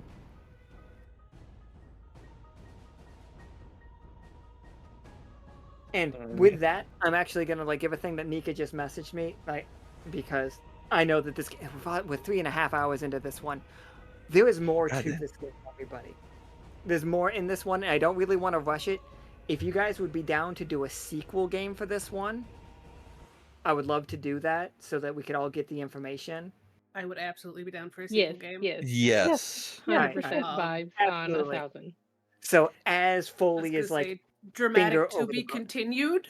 Right, that is what I love. I love the dramatic to be the continued. Thank you cliffhanger. guys.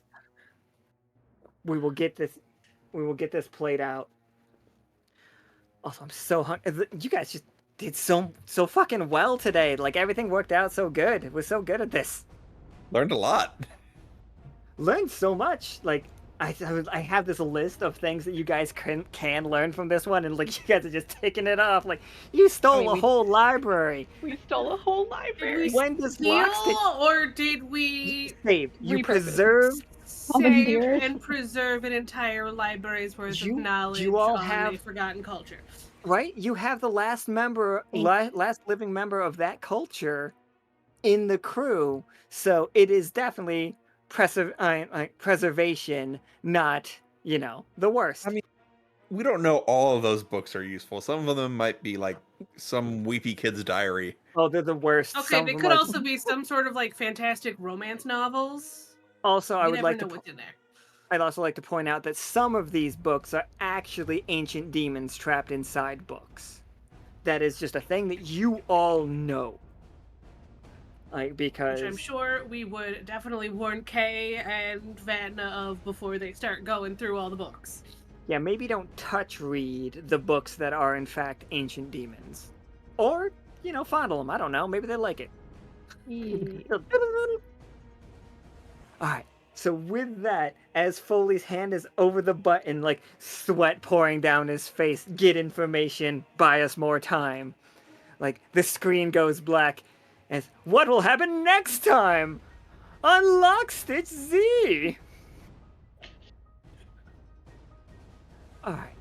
With Hilarious. that, I'm gonna save our experience for the next time too, everybody. I'm gonna do them. This is the next thing they're gonna As soon as the next game wraps up, you guys will get your 2 points of experience to like buy the time. Also, did anybody roll 20s today so that I can make a note of that?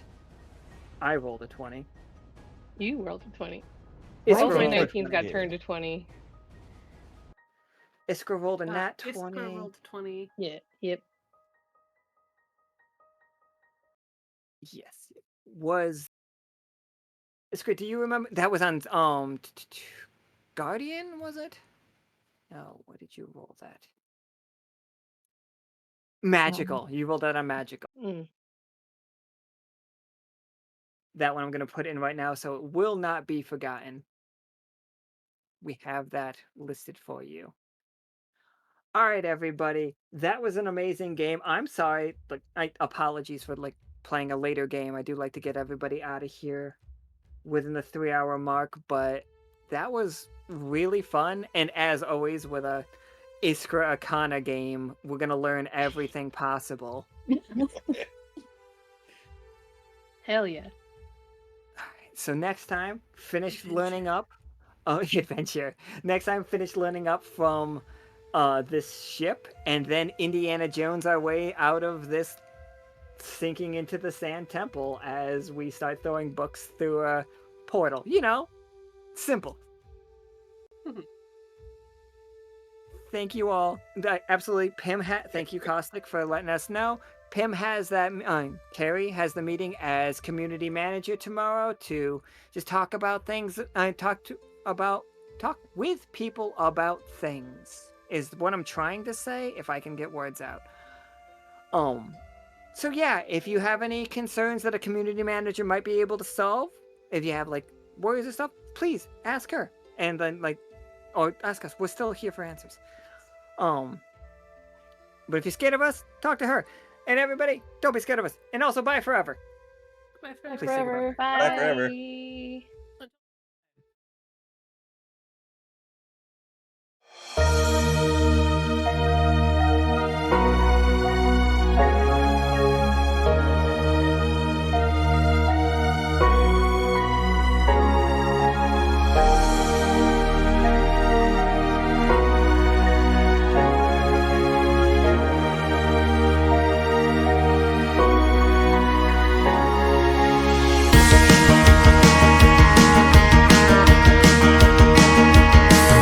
Through tangled paths and mysteries, working side by side, we weavers chart when none to be, sailing day and night.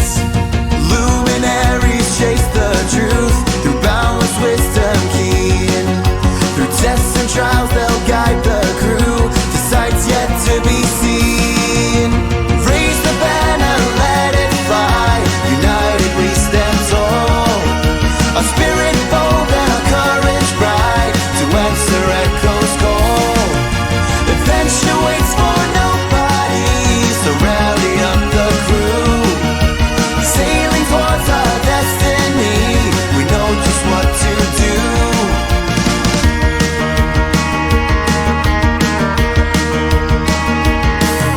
Protecting all through strife and storm, seem guardians defend. Their mission pure, their promise sworn, steadfast till the end. Mysticians seek what lies untold, with spells of newfound lore. Lighting paths and opening gates to magic's very core. Raise the banner, let it fly, united we stand tall. Our spirit bold and our courage bright to answer echo's call. Adventure waits for nobody, so rally up the crew. Sailing towards our destiny, we know just what to do.